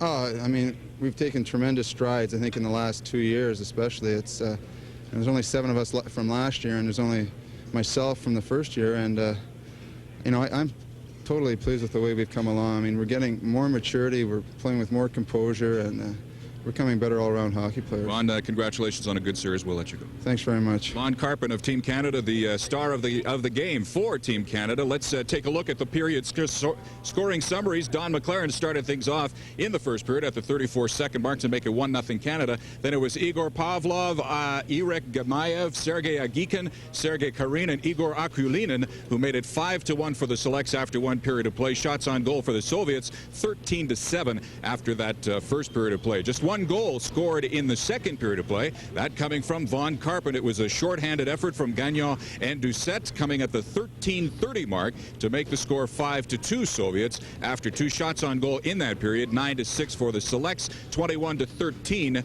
2-period total. In the third, Sergei Karin made it 6-2 with his second goal of the night from Fedosov at 15:08. Oleg Znaruk with a shorthanded goal at 19:21, and then Mark Habscheid rounded out things for Canada with his 4th of the series from Trader and Vilgrain at 19:56. That makes the final score 7-3 in favor of the Moscow Selects. Shots on goal in that period, 6-4 over Canada, 27-17 a total. Once again, the final score from the Olympic Saddle Dome, the Soviet Selects over Team Canada, 7-3. For everyone here in Calgary, I'm Jim Van Horn. So long for now.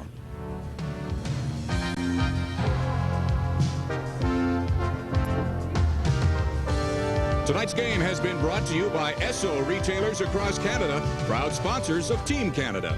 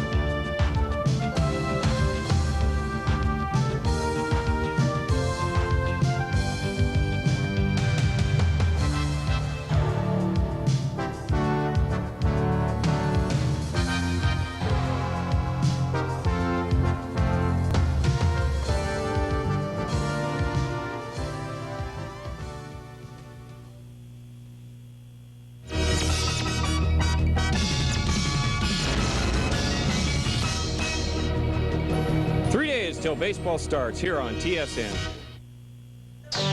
Ahead on Sports Desk, a delicious Homer by Strawberry starts the Mets off right. Sweet thoughts will turn sour for 8 NHL teams, and not sugar and spice, but the Masters would be nice for Dave Barr.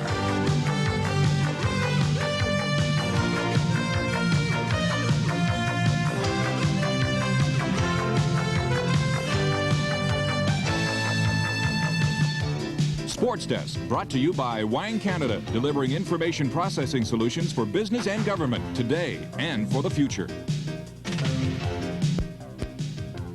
Welcome to Sports Desk on TSN. I'm Michael Landsberg. Glad you could join us. And you know, for the month of spring training, all we ever heard about was what teams promised to do. But promises are easy to make and sometimes very difficult to back up. And finally, we're getting the chance to see what everybody's got. Today was day 2 of the baseball season, and for 10 teams it was opening day. We can show you all the action. Let's start in Minnesota, where new Twins manager Tom Kelly faced the Oakland Athletics. Top of the first, curveball specialist Bert Blyleven is the man we will see. He has that biting curveball, and there is Bert. He gave up a lot of home runs last year, and this guy hit a lot of home runs. Jose Canseco at the plate, Mike Davis on third. His curveball bites, but it bites into the dirt. That scores Davis. It's 1-0 for the A's. Go to the bottom of the third, Kirby Puckett at the plate, and he just pounds one to left field, scorches one. It's a 2-run shot, 3-1 for the Twins after 3. Top of the 5th, Blyleven gives up home runs, but not to Alfredo Griffin, right?